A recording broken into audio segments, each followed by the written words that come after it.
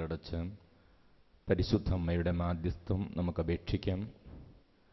ആന്തരിക സൗഖ്യത്തെക്കുറിച്ചാണ് നമ്മളിപ്പോൾ ധ്യാനിക്കുക.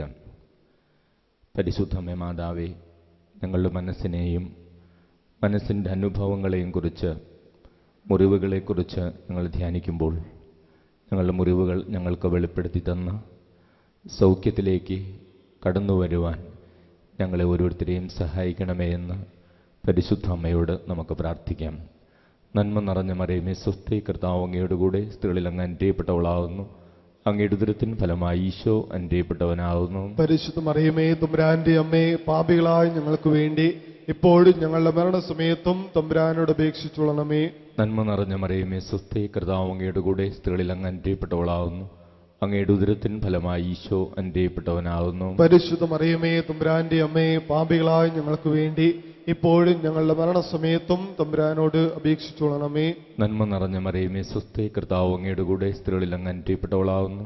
അങ്ങയുടെ ഉദരത്തിൻ ഫലമായി ഈശോ അനുഗ്രഹിക്കപ്പെട്ടവനാകുന്നു. പരിശുദ്ധ മറിയമേ തമ്പുരാന്റെ അമ്മേ, പാപികളായ ഞങ്ങൾക്ക് വേണ്ടി ഇപ്പോഴും ഞങ്ങളുടെ മരണസമയത്തും തമ്പുരാനോട് അപേക്ഷിച്ചുകൊള്ളണമേ. പിതാവിനും പുത്രനും പരിശുദ്ധാത്മാവിനും സ്തുതി, ആദിയിലെ പോലെ ഇപ്പോഴും എപ്പോഴും എന്നേക്കും ആമേൻ. ഈശോമിശിഹായ്ക്ക് സ്തുതിയായിരിക്കട്ടെ. എപ്പോഴും എപ്പോഴും സ്തുതിയായിരിക്കട്ടെ.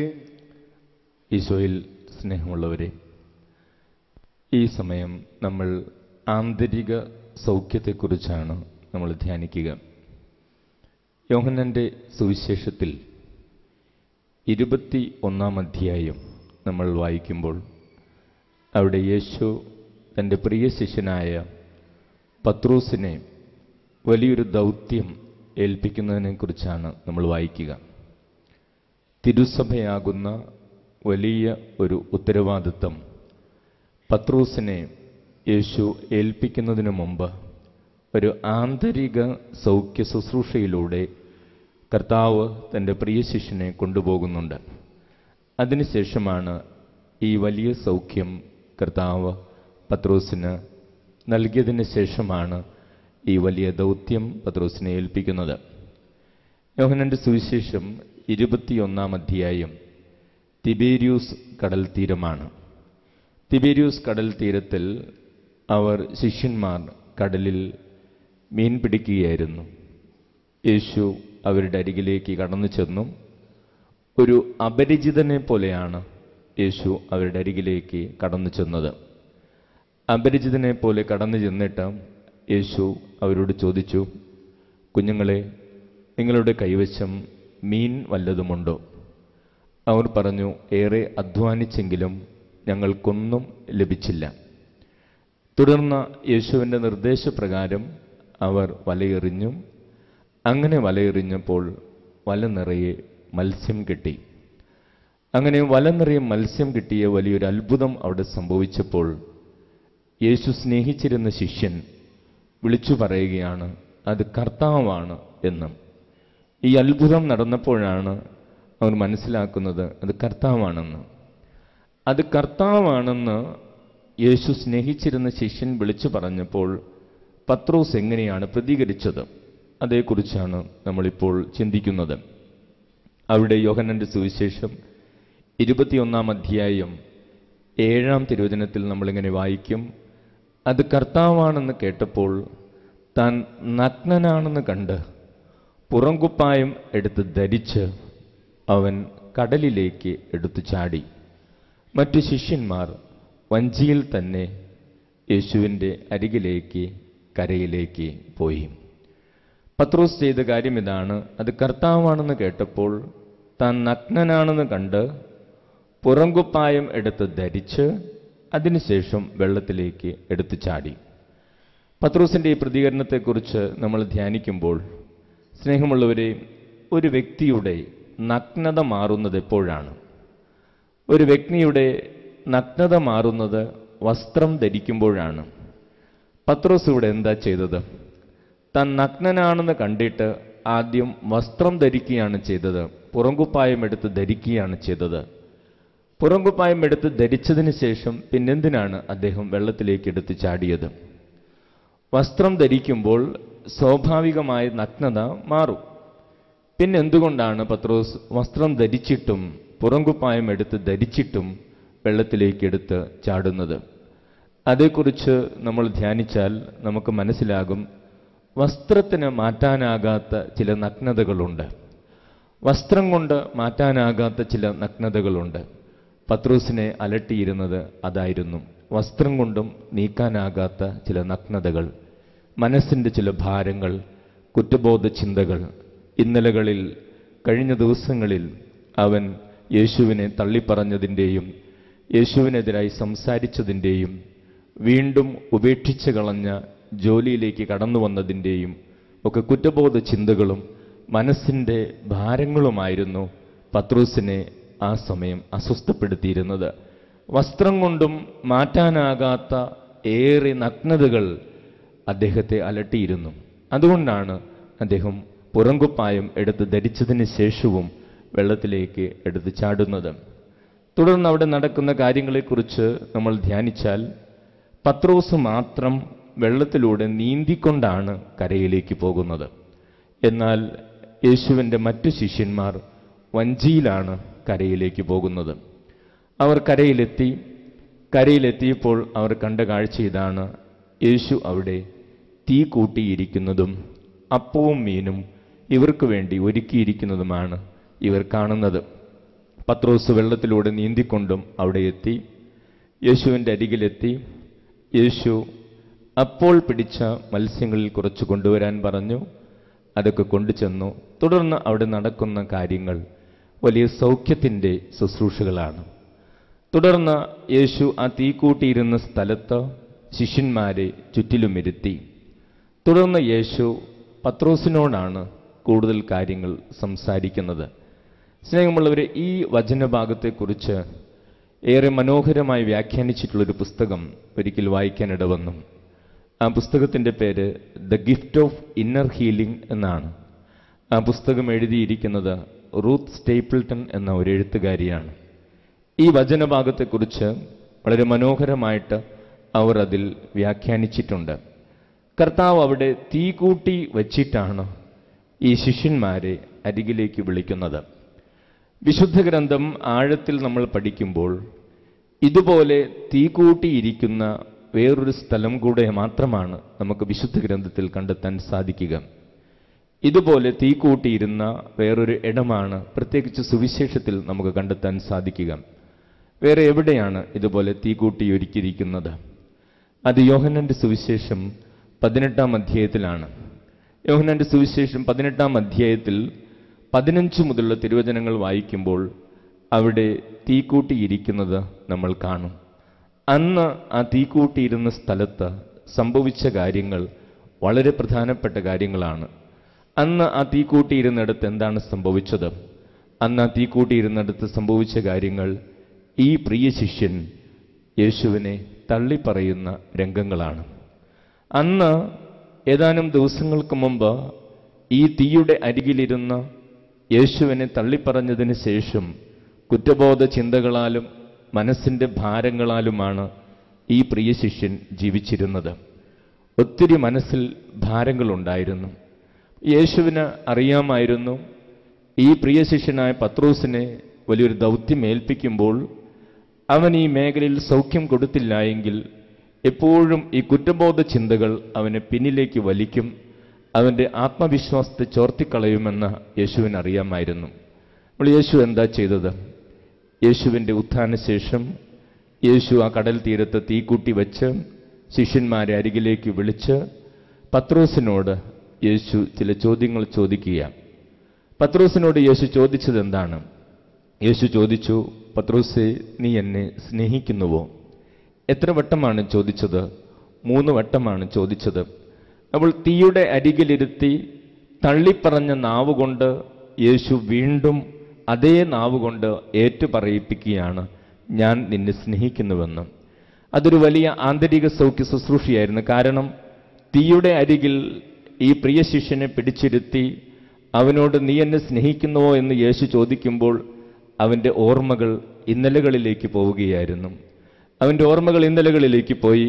അന്ന് തീയുടെ അരികിലിരുന്നതും യേശുവിനെ വേദനിപ്പിച്ചതും തള്ളിപ്പറഞ്ഞതും എല്ലാം ഓർത്തോർത്ത് കരഞ്ഞു. ഓർത്തോർത്ത് കരയുമ്പോഴാണ് യേശു തള്ളിപ്പറഞ്ഞ അതേ നാവുകൊണ്ട് എത്ര വട്ടം തള്ളിപ്പറഞ്ഞുവോ അത്രയും വട്ടം യേശു പറയിപ്പിച്ചു, ഞാൻ നിന്നെ സ്നേഹിക്കുന്നുവെന്ന്, ഞാൻ നിന്നെ സ്നേഹിക്കുന്നുവെന്ന്, ഞാൻ നിന്നെ സ്നേഹിക്കുന്നുവെന്ന്. അത് എത്ര വട്ടം ആ നാവുകൊണ്ട് അന്ന് തീയുടെ അരികിലിരുന്ന് അവൻ തള്ളിപ്പറഞ്ഞുവോ അതേ സാഹചര്യത്തിൽ തന്നെ പത്രോസിനെ കൊണ്ടുവന്നിരുത്തി അതേ നാവുകൊണ്ട് തിരിച്ചു പറയിപ്പിച്ചതിന് ശേഷം അത്ഭുതകരമായൊരു സൗഖ്യം അവൻ്റെ മനസ്സിന് കൊടുത്തതിന് ശേഷമാണ് യേശു പത്രോസിനോട് പറയുന്നത്, എൻ്റെ കുഞ്ഞാടുകളെ മേയ്ക്കുക. സ്നേഹമുള്ളവരെ, വചനം പഠിക്കുമ്പോൾ നമുക്കൊരു വലിയ സത്യം മനസ്സിലാകും. പത്രോസിന് ഈ സൗഖ്യം കിട്ടിയതിന് ശേഷം പത്രോസ് തുടർന്ന് ഈ കർത്താവിൻ്റെ ശുശ്രൂഷയിലേക്ക് ഇറങ്ങുമ്പോൾ പിന്നീട് പത്രോസിനെ ഒരു ചിന്തയും അലട്ടുന്നില്ല. പത്രോസ് ഏറെ തീഷ്ണതയോടെ കർത്താവ് ഏൽപ്പിച്ച ഉത്തരവാദിത്തങ്ങളെല്ലാം ഏറെ തീഷ്ണതയോടെ നിർവഹിക്കുവാൻ പത്രോസിന് സാധിച്ചു. തുടർന്നുള്ള പത്രോസിന്റെ ജീവിതത്തെക്കുറിച്ച് വായിക്കുമ്പോൾ നമുക്ക് മനസ്സിലാക്കുവാൻ സാധിക്കും. പ്രൈസ് ദി ലോർഡ്, ഹല്ലേലൂയ. യേശുവേ നന്ദി, യേശുവേ സ്തോത്രം. അപ്പോൾ സ്നേഹമുള്ളവരെ, കർത്താവിൻ്റെ പ്രിയ ശിഷ്യനായ പത്രോസിന് പോലും ഇങ്ങനെയുള്ള മനസ്സിൻ്റെ മുറിവുകളിൽ നിന്ന് സൗഖ്യം ആവശ്യമായിരുന്നു.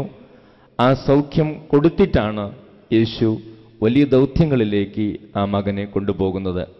ആന്തരിക സൗഖ്യം പത്രോസിനെ പോലെ നമുക്കെല്ലാവർക്കും ആവശ്യമാണ്.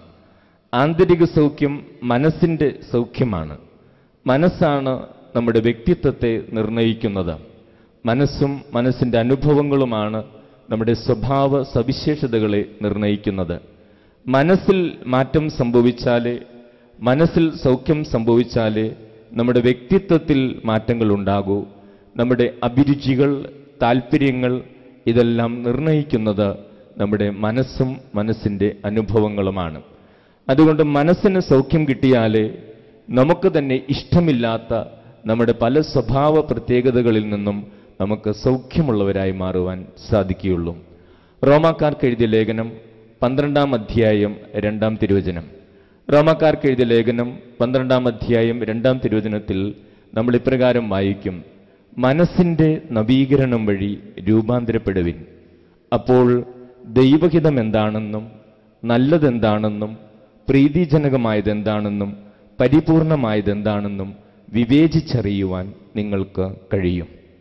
കർത്താവിൻ്റെ തിരുവചനം പഠിപ്പിക്കുകയാണ്, ഒരു വ്യക്തിക്ക് ദൈവഹിതം തിരിച്ചറിയാൻ സാധിക്കണമെങ്കിൽ മനസ്സിൽ നവീകരണം സംഭവിക്കണം. ഒരു വ്യക്തിക്ക് നല്ല കാര്യങ്ങൾ തിരിച്ചറിയാൻ സാധിക്കണമെങ്കിൽ മനസ്സിൽ നവീകരണം സംഭവിക്കണം. ഒരു വ്യക്തിക്ക് പ്രീതിജനകവും പരിപൂർണവുമായ കാര്യങ്ങൾ തിരിച്ചറിയാൻ സാധിക്കണമെങ്കിൽ മനസ്സിൽ നവീകരണം സംഭവിക്കണം. വീണ്ടും പൗലോസ്ലീഹ എഫേസൂസുകാർക്ക് എഴുതിയ ലേഖനത്തിൽ 4-ാം അധ്യായം 22 മുതലുള്ള തിരുവചനങ്ങൾ നമ്മൾ വായിക്കുമ്പോൾ അവിടെ കർത്താവിൻ്റെ തിരുവചനം നമ്മളിങ്ങനെ പഠിപ്പിക്കും: നിങ്ങളുടെ പഴയ ജീവിത രീതികളിൽ നിന്ന് രൂപം കൊണ്ട വഞ്ചന നിറഞ്ഞ ആസക്തികളാൽ കലുഷിതമായ പഴയ മനുഷ്യനെ ദൂരെ എറിയുവിൻ. പ്രത്യുത മനസ്സിൻ്റെ ചൈതന്യത്താൽ നവീകരിക്കപ്പെട്ട് യഥാർത്ഥമായ നീതിയിലും വിശുദ്ധിയിലും ദൈവത്തിൻ്റെ ഛായയിലും സാദൃശ്യത്തിലും സൃഷ്ടിക്കപ്പെട്ട പുതിയ മനുഷ്യനെ ധരിക്കുവിൻ. കർത്താവിൻ്റെ തിരുവചനം നമ്മളെ പഠിപ്പിക്കുന്നതാണ്, നമ്മുടെ പഴയ ജീവിത അനുഭവങ്ങൾ രൂപപ്പെടുത്തിയ ഒരു വ്യക്തിത്വം നമുക്കെല്ലാവർക്കുമുണ്ട്. പലതരത്തിലുള്ള ആസക്തികളാൽ, പ്രത്യേകതകളാൽ കലുഷിതമായ ഒരു വ്യക്തിത്വം നമുക്കെല്ലാവർക്കുമുണ്ട്. അതിൽ നിന്ന് നമ്മൾ ഒരു പുതിയ മനുഷ്യനിലേക്ക് വളരണം. യഥാർത്ഥമായ നീതിയിലും വിശുദ്ധിയിലും ദൈവത്തിൻ്റെ ഛായയിലും സാദൃശ്യത്തിലും സൃഷ്ടിക്കപ്പെട്ട പുതിയ മനുഷ്യനായി നമ്മൾ മാറണമെന്ന് ദൈവത്തിൻ്റെ വചനം നമ്മളെ ഓർമ്മിപ്പിക്കുക. വീണ്ടും നമ്മുടെ ഓരോരുത്തരുടെയും ജീവിതത്തിലെ നമ്മളെ അലട്ടുന്ന വലിയൊരു പ്രതിസന്ധിയാണ്, നല്ല കാര്യങ്ങൾ ആഗ്രഹിക്കുവാൻ നമുക്ക് സാധിക്കുന്നു, പക്ഷേ പ്രവൃത്തിയിലേക്ക് വരുമ്പോൾ പലപ്പോഴും നല്ലതല്ലാത്തത് പ്രവർത്തിച്ചു പോകുന്നു. അതെ, നല്ലത് കാര്യങ്ങൾ ആഗ്രഹിക്കുവാൻ നമുക്ക് സാധിക്കുന്നു. ആശയതലങ്ങളിൽ നല്ല കാര്യങ്ങൾ നമ്മൾ ആഗ്രഹിക്കുന്നു, പക്ഷേ പ്രവൃത്തിയുടെ തലങ്ങളിൽ നമ്മൾ പലപ്പോഴും നല്ലതല്ലാത്തത് പ്രവർത്തിച്ചു പോകുന്നു. എന്തുകൊണ്ടാണ് അങ്ങനെ സംഭവിക്കുന്നത്? പൗലോസ്ലീഹ ഗലാത്യക്കാർക്ക് എഴുതിയ ലേഖനത്തിൽ 5-ാം അധ്യായം 17-ാം തിരുവചനത്തിൽ അതിൻ്റെ കാരണം നമുക്ക് പറഞ്ഞു തരും. ഗലാത്യ ലേഖനം 5-ാം അധ്യായം 17-ാം തിരുവചനം: ജഡത്തിൻ്റെ അഭിലാഷങ്ങൾ ആത്മാവിനെതിരാണ്, ആത്മാവിൻ്റെ അഭിലാഷങ്ങൾ ജഡത്തിനും എതിരാണ്. ഇവ തമ്മിൽ പരസ്പരം എതിർക്കുക നിമിത്തം ആഗ്രഹിക്കുന്നത് പോലെ പ്രവർത്തിക്കുവാൻ നമുക്ക് സാധിക്കാതെ വരുന്നു. കർത്താവിന്റെ തിരുവചനം പഠിപ്പിക്കുകയാണ്, എല്ലാ മനുഷ്യരിലും ജഡത്തിന്റെ അഭിലാഷങ്ങളുണ്ട്, എല്ലാ മനുഷ്യരിലും ആത്മാവിന്റെ അഭിലാഷങ്ങളുമുണ്ട്. ഈ രണ്ട് അഭിലാഷങ്ങൾ തമ്മിലൊരു യുദ്ധം, ഈ രണ്ട് അഭിലാഷങ്ങൾ തമ്മിലൊരു തർക്കം എല്ലാവരുടെ മനസ്സിലുണ്ട്. ഈ തർക്കമുള്ളതുകൊണ്ട് നമുക്ക് ആഗ്രഹിക്കുന്നത് പോലെ പ്രവർത്തിക്കുവാൻ കഴിയാതെ പോകുന്നു. Price the Lord. ഹല്ലേലൂയ. യേശുവേ നന്ദി, യേശുവേ സ്തോത്രം. നമ്മൾ സ്നേഹമുള്ളവരെ, എല്ലാവരിലും ജഡത്തിന്റെ അഭിലാഷങ്ങളുണ്ട്, എല്ലാ മനുഷ്യരിലും ആത്മാവിന്റെ അഭിലാഷങ്ങളുണ്ട്. എന്നാൽ ചില വ്യക്തികളിൽ ജഡത്തിന്റെ അഭിലാഷങ്ങൾ മുന്നിട്ട് നിൽക്കുന്നു, ചില വ്യക്തികളിൽ ആത്മാവിന്റെ അഭിലാഷങ്ങൾ മുന്നിട്ട് നിൽക്കുന്നു. ഇതല്ലെങ്കിൽ ഒരു വ്യക്തിയിൽ തന്നെ ചില സമയങ്ങളിൽ ജഡത്തിന്റെ അഭിലാഷങ്ങൾ മുന്നിട്ട് നിൽക്കുന്നു, ചില സമയങ്ങളിൽ ആത്മാവിന്റെ അഭിലാഷങ്ങൾ മുന്നിട്ട് നിൽക്കുന്നു. എന്താണ് ഇതിന്റെ അടിസ്ഥാനം? ഒരു വ്യക്തിയിൽ ജഡത്തിന്റെ അഭിലാഷങ്ങൾ മുന്നിട്ട് നിൽക്കുവാൻ, ആത്മാവിന്റെ അഭിലാഷങ്ങൾ മുന്നിട്ട് നിൽക്കുവാൻ ഈ വ്യതിരിക്തതയുടെ അടിസ്ഥാന കാരണം എന്താണ്? അതേക്കുറിച്ച് നമുക്ക് മനസ്സിലാക്കണമെങ്കിൽ യേശു നിക്കോദെമസുമായിട്ട് സംസാരിക്കുന്ന ഭാഗത്തേക്ക് നമ്മൾ പോകണം.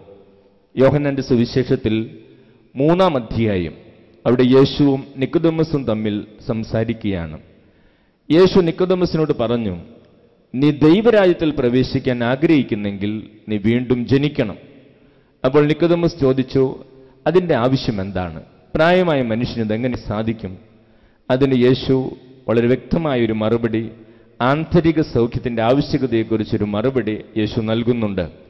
യോഹന്നാന്റെ സുവിശേഷം 3-ാം അധ്യായം 6-ാം തിരുവചനം, അവിടെ യേശു നിക്കോദെമസിന് കൊടുക്കുന്ന മറുപടി ഇതാണ്: മാംസത്തിൽ നിന്ന് ജനിക്കുന്നത് മാംസമാണ്, ആത്മാവിൽ നിന്ന് ജനിക്കുന്നത് ആത്മാവാണ്.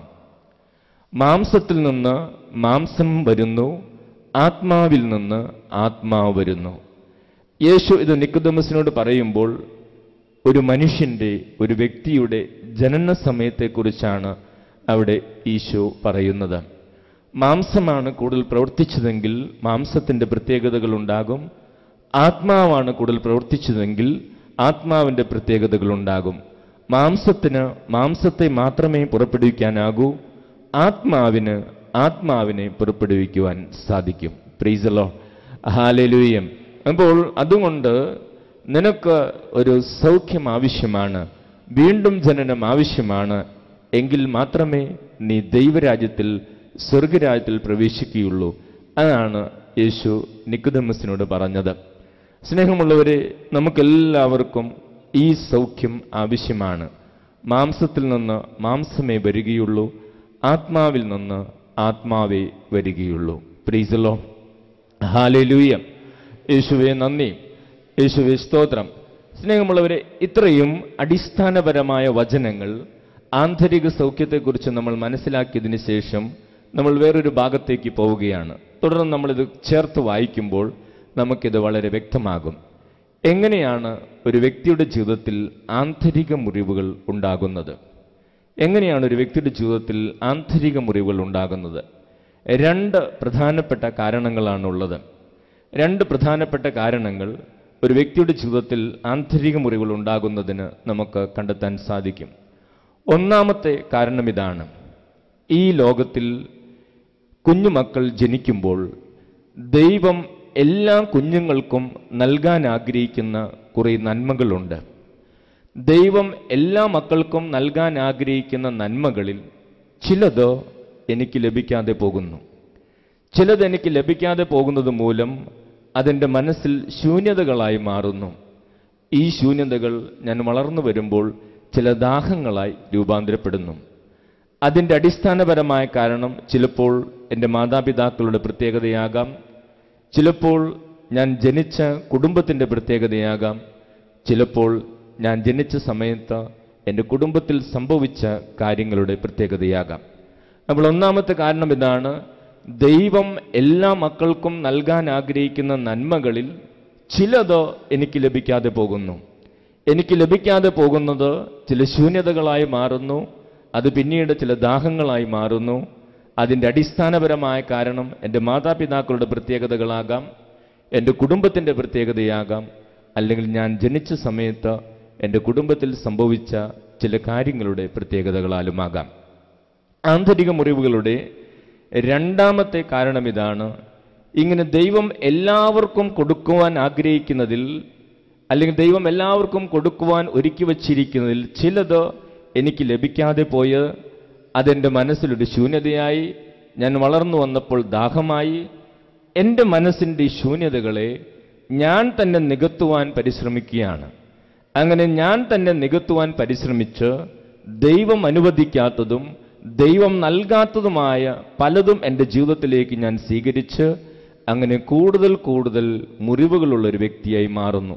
എൻ്റെ ശൂന്യതകളൊട്ട് മാറുന്നുമില്ല. അതോടൊപ്പം ഞാൻ കൂടുതൽ പാപകരമായ സാഹചര്യങ്ങളിലൂടെ കടന്നുപോയി ദൈവം അനുവദിക്കാത്തതും ദൈവം നൽകാത്തതുമായ പലതും എൻ്റെ ജീവിതത്തിലേക്ക് ഞാൻ സ്വീകരിച്ച് കൂടുതൽ കൂടുതൽ മുറിവുകളുള്ള ഒരു വ്യക്തിയായി മാറുന്നു. Price the Lord. ഹല്ലേലൂയ. യേശുവേ നന്ദി, യേശുവേ സ്തോത്രം. സ്നേഹമുള്ളവരെ, ഇതിൽ ആദ്യത്തെ കാര്യത്തിന് ഒരു ഉദാഹരണം, ദൈവം എല്ലാവർക്കും കൊടുക്കുവാൻ ആഗ്രഹിക്കുന്ന നന്മകളിൽ ചിലത് എനിക്ക് ലഭിക്കാതെ പോകുന്നു. അതിൻ്റെ ഫലമായി ചില ചിന്തകൾ എന്നിലുണ്ടാകുന്നു, ചില മനോഭാവങ്ങൾ എന്നിൽ രൂപപ്പെടുന്നു. യോഹന്നാന്റെ സുവിശേഷത്തിൽ 5-ാം അധ്യായം നമ്മൾ വായിക്കുമ്പോൾ അവിടെ ബെത്സയിദ കുളക്കരയെ കാണും നമ്മൾ. അവിടെ കർത്താവ് സുഖപ്പെടുത്തുന്ന ഒരു തളർവാദ രോഗി. ഈ തളർവാദ രോഗിയെ കർത്താവ് കാണുമ്പോൾ അദ്ദേഹം 38 വർഷമായിട്ട് തളർവാദം ബാധിച്ച് കിടക്കുന്ന വ്യക്തിയാണ്. യേശു ആ മനുഷ്യനോട് ചോദിക്കുന്ന ചോദ്യം വളരെ വ്യക്തമാണ്.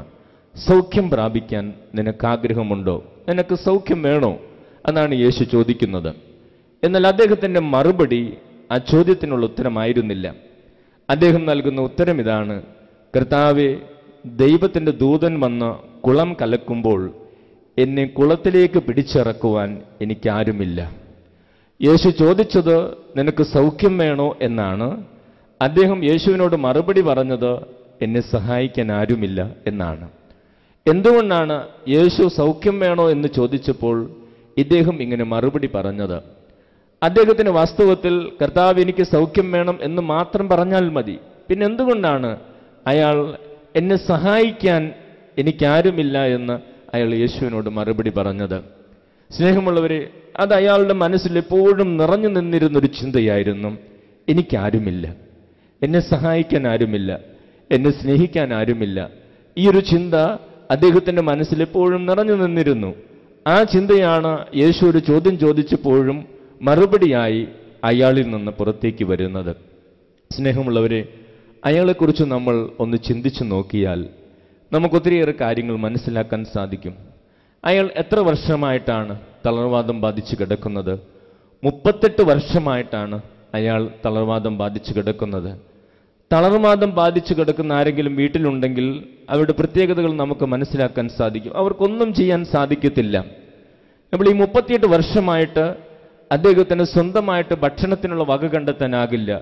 വേറെ ആരൊക്കെയോ നല്ലവരായ മനുഷ്യർ അദ്ദേഹത്തിന് ഭക്ഷണം കൊടുക്കുന്നുണ്ട്.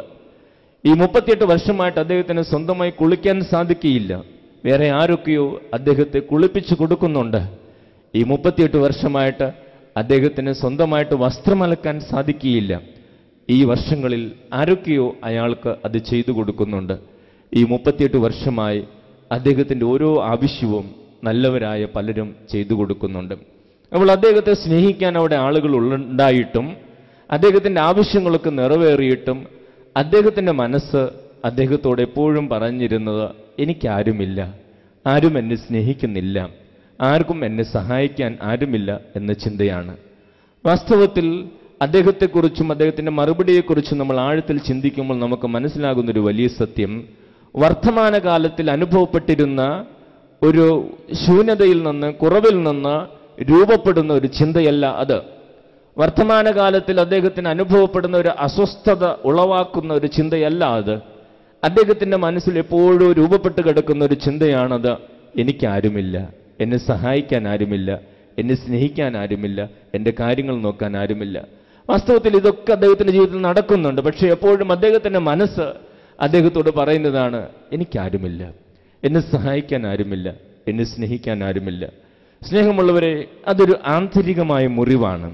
ഒരുപക്ഷെ ജനന നിമിഷത്തിലോ അല്ലെങ്കിൽ അമ്മയുടെ ഉദരത്തിലായിരുന്നപ്പോഴോ നമ്മളിലേക്ക് അറിയാതെ കയറിക്കൂടിയ ചില മുറിവുകളുടെ ഫലമായിട്ടാണ് നമ്മൾ അങ്ങനെ ചിന്തിക്കുക. നമ്മുടെ ഓരോരുത്തരുടെയും ജീവിതത്തെക്കുറിച്ച് നമ്മൾ കൂടുതൽ ഗൗരവത്തിൽ വിശകലനം ചെയ്ത് നമുക്കത് മനസ്സിലാകും. ജീവിതത്തിന്റെ ചില സമയങ്ങളിൽ നമ്മുടെ മനസ്സും ഇങ്ങനൊരു ചിന്തയിലൂടെ കടന്നു പോകും. സ്നേഹിക്കാൻ ജീവിത പങ്കാളിയുള്ളപ്പോഴും, സ്നേഹിക്കാൻ മാതാപിതാക്കളുള്ളപ്പോഴും, സ്നേഹിക്കാൻ സഹോദരങ്ങളുള്ളപ്പോഴും, സ്നേഹിക്കാൻ സുഹൃത്തുക്കളുള്ളപ്പോഴും ജീവിതത്തിന്റെ ചില സമയങ്ങളിൽ നമ്മുടെ മനസ്സ് ഇങ്ങനൊരു ചിന്തയിലൂടെ കടന്നു പോകും. എന്നെ ആരും മനസ്സിലാക്കുന്നില്ല, എന്നെ ആരും ഇവിടെ മനസ്സിലാക്കുന്നില്ല, ഈ വീട്ടിൽ ആരും എന്നെ മനസ്സിലാക്കുന്നില്ല, എന്നെ ആരും സ്നേഹിക്കുന്നില്ല, ആരും എന്നെ സഹായിക്കാനില്ല, എന്താണ് ഇവരൊക്കെ എന്നെ മനസ്സിലാക്കാത്തത്?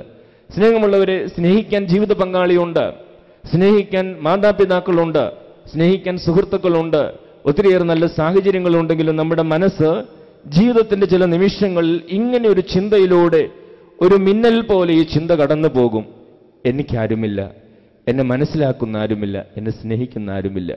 വാസ്തവത്തിൽ വർത്തമാനകാലത്തിൽ നമുക്ക് അനുഭവപ്പെടുന്ന ഒരു അസ്വസ്ഥത രൂപപ്പെടുത്തുന്ന ഒരു ചിന്തയാകണമെന്നില്ലാതെ മനസ്സിൻ്റെ ഉള്ളിൽ എന്നോ രൂപപ്പെട്ട് കിടക്കുന്ന ഒരു ശൂന്യതയായിരിക്കാം ഈ ചിന്ത നമുക്ക് തരുന്നത്.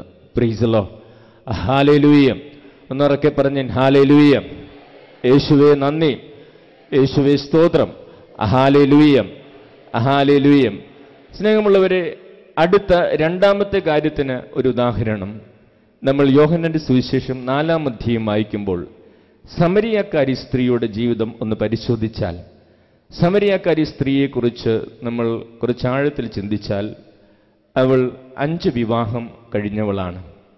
5 വിവാഹം കഴിഞ്ഞതിന് ശേഷമാണ് ഒരു പുരുഷനോടുകൂടെ ഇപ്പോൾ ഒരുമിച്ച് കഴിയുന്നത്. സ്നേഹമുള്ളവരെ, 5 വിവാഹം നടക്കുക, അതിനുശേഷം വേറൊരു പുരുഷന്റെ കൂടെ താമസിക്കുക, ഒരു സ്ത്രീയെ സംബന്ധിച്ചിടത്തോളം എന്തുമാത്രം അസ്വസ്ഥതയുളവാക്കുന്ന ഒരു കാര്യമാണ്. 5 കല്യാണങ്ങൾക്ക് നിന്നുകൊടുക്കുക, 5 കല്യാണങ്ങളും അത് ശരിയാകാതെ പോവുക, അതിനുശേഷം വേറൊരാളുടെ കൂടെ ഒരുമിച്ച് താമസിക്കേണ്ടി വരിക. ഒത്തിരി അസ്വസ്ഥതയുളവാക്കുന്ന ഒരവസ്ഥയാണത്. സ്നേഹമുള്ളവരെ, ആ പെൺകുട്ടിയെക്കുറിച്ച് നമ്മൾ ധ്യാനിക്കുമ്പോൾ നമുക്ക് മനസ്സിലാകും, സമരിയായിലെ ഗ്രാമത്തിൽ ജനിച്ചു വളർന്നൊരു സാധാരണ പെൺകുട്ടി. അവളുടെ ഭവനത്തിൽ അവൾക്ക് പലതും അവൾ ആഗ്രഹിച്ചത് കിട്ടിയിട്ടില്ല. അവളുടെ മാതാപിതാക്കളിൽ നിന്ന് അവൾ ആഗ്രഹിച്ച പലതും അവൾക്ക് കിട്ടിയിട്ടില്ല. അവൾ ചിന്തിച്ചതും പ്രതീക്ഷിച്ചതും സ്വപ്നം കണ്ടതുമെല്ലാം വിവാഹ ജീവിതത്തിലൂടെ എൻ്റെ പ്രശ്നങ്ങളെല്ലാം തീരും, വിവാഹ ജീവിതത്തിലൂടെ എന്നെ മനസ്സിലാക്കുന്ന ഒരാളെ എനിക്ക് കിട്ടും, വിവാഹ ജീവിതത്തിലൂടെ എൻ്റെ ആഗ്രഹങ്ങൾ നിറവേറ്റിത്തരുന്ന ഒരാളെ എനിക്ക് കിട്ടും, വിവാഹ ജീവിതത്തിലൂടെ എന്നെ സ്നേഹിക്കുന്ന ഒരാളെ എനിക്ക് കിട്ടും. അതായിരുന്നു അവളുടെ കുട്ടിക്കാലത്തെ എല്ലാ കുറവുകളെയും അവൾ കാര്യമാക്കാതെ ഈ ഒരു സ്വപ്നമാണ്, ഈ ഒരു പ്രതീക്ഷയാണ് അവളെ മുമ്പോട്ട് കൊണ്ടുപോയിരുന്നത്. അങ്ങനെ അവൾ വിവാഹ ജീവിതത്തിലേക്ക് പ്രവേശിച്ചു. വിവാഹ ജീവിതത്തിലേക്ക് പ്രവേശിച്ച് കുറച്ചു നാളുകൾ കഴിഞ്ഞപ്പോൾ അവളുടെ മനസ്സ് അവളോട് പറഞ്ഞു തുടങ്ങി, അയാൾക്ക് അയാളുടെ സന്തോഷങ്ങളാണ് വലുത്, അയാൾക്ക് അയാളുടെ താല്പര്യങ്ങളാണ് പ്രധാനപ്പെട്ടത്, എൻ്റെ താല്പര്യങ്ങൾ ചോദിക്കാനോ എൻ്റെ സന്തോഷങ്ങൾ ചോദിക്കാനോ ഒന്നും സമയമില്ല. അവൾക്ക് മടുത്തു തുടങ്ങി. കുറച്ച് നാളുകൾ കഴിഞ്ഞപ്പോൾ എന്തിനെങ്ങനെ ജീവിക്കുന്നതെന്ന് അവൾ ചിന്തിച്ചു. അങ്ങനെ അവൾ അത് വേണ്ട എന്ന് വെച്ച് വീട്ടിൽ വന്നു നിന്നു. കുറച്ച് നാളുകൾ കഴിഞ്ഞപ്പോൾ വേറൊരു വിവാഹാലോചന വന്നു. അത് നടത്തി ഏറെ പ്രതീക്ഷയോടെ അവൾ അതിൽ ജീവിച്ചു തുടങ്ങി. പക്ഷേ അനുഭവങ്ങൾ സമാനങ്ങളായിരുന്നു. അവൾ വീണ്ടും വീട്ടിൽ വന്നു നിന്നു. കുറച്ച് നാളുകൾ കഴിഞ്ഞപ്പോൾ 3-ാമതൊരു വിവാഹം നടന്നു. അതിലും ആദ്യമൊക്കെ നല്ല അനുഭവങ്ങളായിരുന്നു. പിന്നീട് അവൾക്ക് തോന്നിത്തുടങ്ങി, അയാൾക്ക് അയാളുടെ സന്തോഷങ്ങൾ, അയാൾക്ക് അയാളുടെ ആഗ്രഹങ്ങൾ, എൻ്റെ ആഗ്രഹങ്ങളൊന്നും അയാൾ ചോദിക്കുന്നില്ല. സ്നേഹമുള്ളവരെ, ഈ 3 വിവാഹങ്ങൾ തകരുമ്പോഴും ഈ പെൺകുട്ടി ഒരിക്കലും ചിന്തിക്കുന്നില്ല അവളുടെ മനസ്സിൻ്റെ മുറിവുകളെക്കുറിച്ച്. അവൾ ചിന്തിക്കുന്നത് മുഴുവനും ഈ ലോകത്തിലുള്ള സ്നേഹമില്ലാത്ത സ്വാർത്ഥമതികളായ പുരുഷന്മാരെ ദൈവം തെരഞ്ഞെടുത്ത് എനിക്ക് തരുന്നത് കൊണ്ടാണ് എനിക്ക് ഈ പ്രശ്നമുണ്ടാകുന്നത് എന്താണ് അവൾ ചിന്തിക്കുന്നത്. അവൾ ഒരിക്കലും അവളുടെ മനസ്സിൻ്റെ ശൂന്യതകളെക്കുറിച്ച് മനസ്സിലാക്കുന്നില്ല. അവൾ ഒരിക്കലും അവളുടെ മനസ്സിൻ്റെ മുറിവുകളെക്കുറിച്ച് അവൾ മനസ്സിലാക്കുന്നില്ല. അങ്ങനെ അവൾ തന്നെ സ്നേഹിക്കുന്ന ഒരാളെ കിട്ടുമെന്ന് കരുതി 4-ാമത്തെ വിവാഹം കഴിച്ചു. അതും ഇങ്ങനെയൊക്കെ തന്നെയായി. അതിനുശേഷം അവൾ 5-ാമത് വിവാഹം കഴിച്ചു. അതും ഇങ്ങനെയൊക്കെ തന്നെയായി. അതിനുശേഷം അവൾ ചിന്തിച്ചു തുടങ്ങി, ഇനി ഒരാളുടെ കൂടെ ജീവിച്ച് നോക്കിയിട്ട് സന്തോഷവും സമാധാനവും ഒക്കെ ഉണ്ടെങ്കിൽ വിവാഹം കഴിക്കാം എന്നൊക്കെ കരുതി അവൾ ഒരുമിച്ച് കഴിയുമ്പോഴാണ് യേശു അവളെ കണ്ടുമുട്ടുന്നത്. ഞാനിത് പറയുന്നത് യേശു അവളെ കണ്ടുമുട്ടിയതിന് ശേഷം അവൾ ആരായിത്തീർന്നു എന്ന് പറയാനാണ്. യേശു അവളെ കണ്ടുമുട്ടിയതിന് ശേഷം പിന്നീട് അവൾ എന്താ ചെയ്തത്? സ്നേഹമുള്ളവരെ, പിന്നീട് സുവിശേഷം പഠിക്കുമ്പോൾ നമുക്ക് മനസ്സിലാകുന്നൊരു വലിയ സത്യം ഇതാണ്. യേശു അവളെ കണ്ടുമുട്ടിയതിന് ശേഷം അവൾ പിന്നീട് പട്ടണത്തിൽ പോയി താൻ കണ്ടുമുട്ടിയ ഈ ഉത്തമ പുരുഷനെക്കുറിച്ച് മറ്റുള്ളവരോട് പ്രഘോഷിക്കുകയാണ്. പിന്നീട് അവൾ ഒരു പുരുഷന്റെയും പുറകെ പോകുന്നില്ല. സമരിയക്കാരിയുടെ പ്രത്യേകത അതാണ്. അവൾ പിന്നീട് മനുഷ്യ സ്നേഹത്തിന് വേണ്ടി ഒരു പുരുഷന്റെയും പുറകെ പോകുന്നില്ല. മനുഷ്യ സ്നേഹത്തിന് വേണ്ടി അവൾ ഒരു പുരുഷനെയും അന്വേഷിക്കുന്നില്ല. താൻ കണ്ടുമുട്ടിയ ഈ ഉത്തമ പുരുഷനെ കുറിച്ച് അവൾ പട്ടണത്തിൽ പോയി എല്ലാവരോടും പ്രഘോഷിക്കുക, നിങ്ങളും അവന്റെ അടുത്തേക്ക് ചെല്ലൂ. സ്നേഹമുള്ളവരെ, ആന്തരിക സൗഖ്യം ലഭിക്കുന്ന ഒരു വ്യക്തിയുടെ പ്രത്യേകത ഇതാണ്. ആ വ്യക്തിയുടെ ഓട്ടങ്ങൾ നിലയ്ക്കും. സ്നേഹത്തിന് വേണ്ടിയുള്ള ഓട്ടങ്ങൾ നിലയ്ക്കും. മനുഷ്യ സ്നേഹത്തിന് വേണ്ടിയുള്ള ഓട്ടങ്ങൾ നിലയ്ക്കും. ആ വ്യക്തി ദൈവത്തിൽ നിന്ന് സ്വീകരിച്ച സ്നേഹം മറ്റുള്ളവർക്ക് നൽകുവാൻ തക്കവിധം സൗഖ്യമുള്ള വ്യക്തിയായി മാറും. Praise the Lord. ഹല്ലേലൂയ. എന്നുറക്കെ പറഞ്ഞേൻ ഹല്ലേലൂയ. യേശുവേ നന്ദി, യേശുവേ സ്തോത്രം. ഹല്ലേലൂയ. സ്നേഹമുള്ളവരെ, ആന്തരിക സൗഖ്യം വേണ്ടതുപോലെ ലഭിക്കുന്നത് വരെ നമ്മളും ഈ സഹോദരിയെ പോലെ ഈ സ്നേഹത്തിന് വേണ്ടി ഇങ്ങനെ പരക്കം പാഞ്ഞുകൊണ്ടിരിക്കും. എത്രയൊക്കെ നമുക്ക് സ്നേഹം കിട്ടിയാലും പോരാ പോരാ എന്ന് നമ്മൾ ചിന്തിച്ചുകൊണ്ടിരിക്കും. സ്നേഹമുള്ളവരെ, ഏത് വീട്ടിൽ ചെന്നാലും ആരോട് സംസാരിച്ചാലും ഭർത്താവിനോട് സംസാരിക്കുമ്പോൾ ഭർത്താവ് പറയും, അച്ഛാ ഭാര്യയ്ക്ക് സ്നേഹം പോരാ, മക്കൾക്ക് സ്നേഹം പോരാ, എത്ര കഷ്ടപ്പെട്ട് അവരെ വളർത്തിയത്. ഭാര്യയോട് സംസാരിക്കുമ്പോൾ ഭാര്യ പറയും, അച്ഛാ ഭർത്താവിന് സ്നേഹം പോരാ, മക്കൾക്ക് സ്നേഹം പോരാ, ഞാൻ ഈ വീട്ടിൽ കിടന്ന് എന്തുമാത്രം കഷ്ടപ്പെടുന്നു. മക്കളോട് സംസാരിക്കും, മക്കൾ പറയും, അച്ഛാ അമ്മയ്ക്ക് സ്നേഹം പോരാ, അപ്പന് സ്നേഹം പോരാ, അവരാരും ഞങ്ങൾ മനസ്സിലാക്കുന്നില്ല. മാതാപിതാക്കളോട് സംസാരിക്കുമ്പോൾ അവർ പറയും, അച്ഛാ മോൾക്ക് തീരെ സ്നേഹമില്ല, എന്തുമാത്രം ഞാൻ അവൾക്ക് വേണ്ടി കഷ്ടപ്പെട്ടു, മോന് തീരെ സ്നേഹമില്ല. അപ്പോൾ എവിടെ ചെന്നാലും ഈ സ്നേഹത്തിന്റെ മേഖലകളിൽ നമുക്കെല്ലാവർക്കും സങ്കടങ്ങളുണ്ട്. സ്നേഹത്തിന്റെ മേഖലയിൽ എല്ലാവർക്കും പരാതികളുണ്ട്, സങ്കടങ്ങളുണ്ട്. എത്ര സ്നേഹം കിട്ടിയിട്ടും നമുക്ക് മതിയാകുന്നില്ല. എത്ര സ്നേഹത്തിന്റെ അനുഭവങ്ങളിലൂടെ നമ്മൾ കടന്നു പോയിട്ടും നമുക്ക് ചില അസ്വസ്ഥതകൾ അവിടെ അവശേഷിക്കുന്നുണ്ട്. സ്നേഹമുള്ളവരെ, അതാണ് ഞാൻ പറഞ്ഞു വന്നത്. ഇപ്പോൾ നമുക്ക് അനുഭവപ്പെടുന്ന ചില ശൂന്യതകൾ, ഈ വർത്തമാനകാലത്തിൽ നമുക്ക് അനുഭവപ്പെടുന്ന ചില അനുഭവങ്ങളിൽ നിന്ന് രൂപപ്പെടുന്ന ചില അസ്വസ്ഥതകളല്ല, ചിന്തകളല്ല അത്.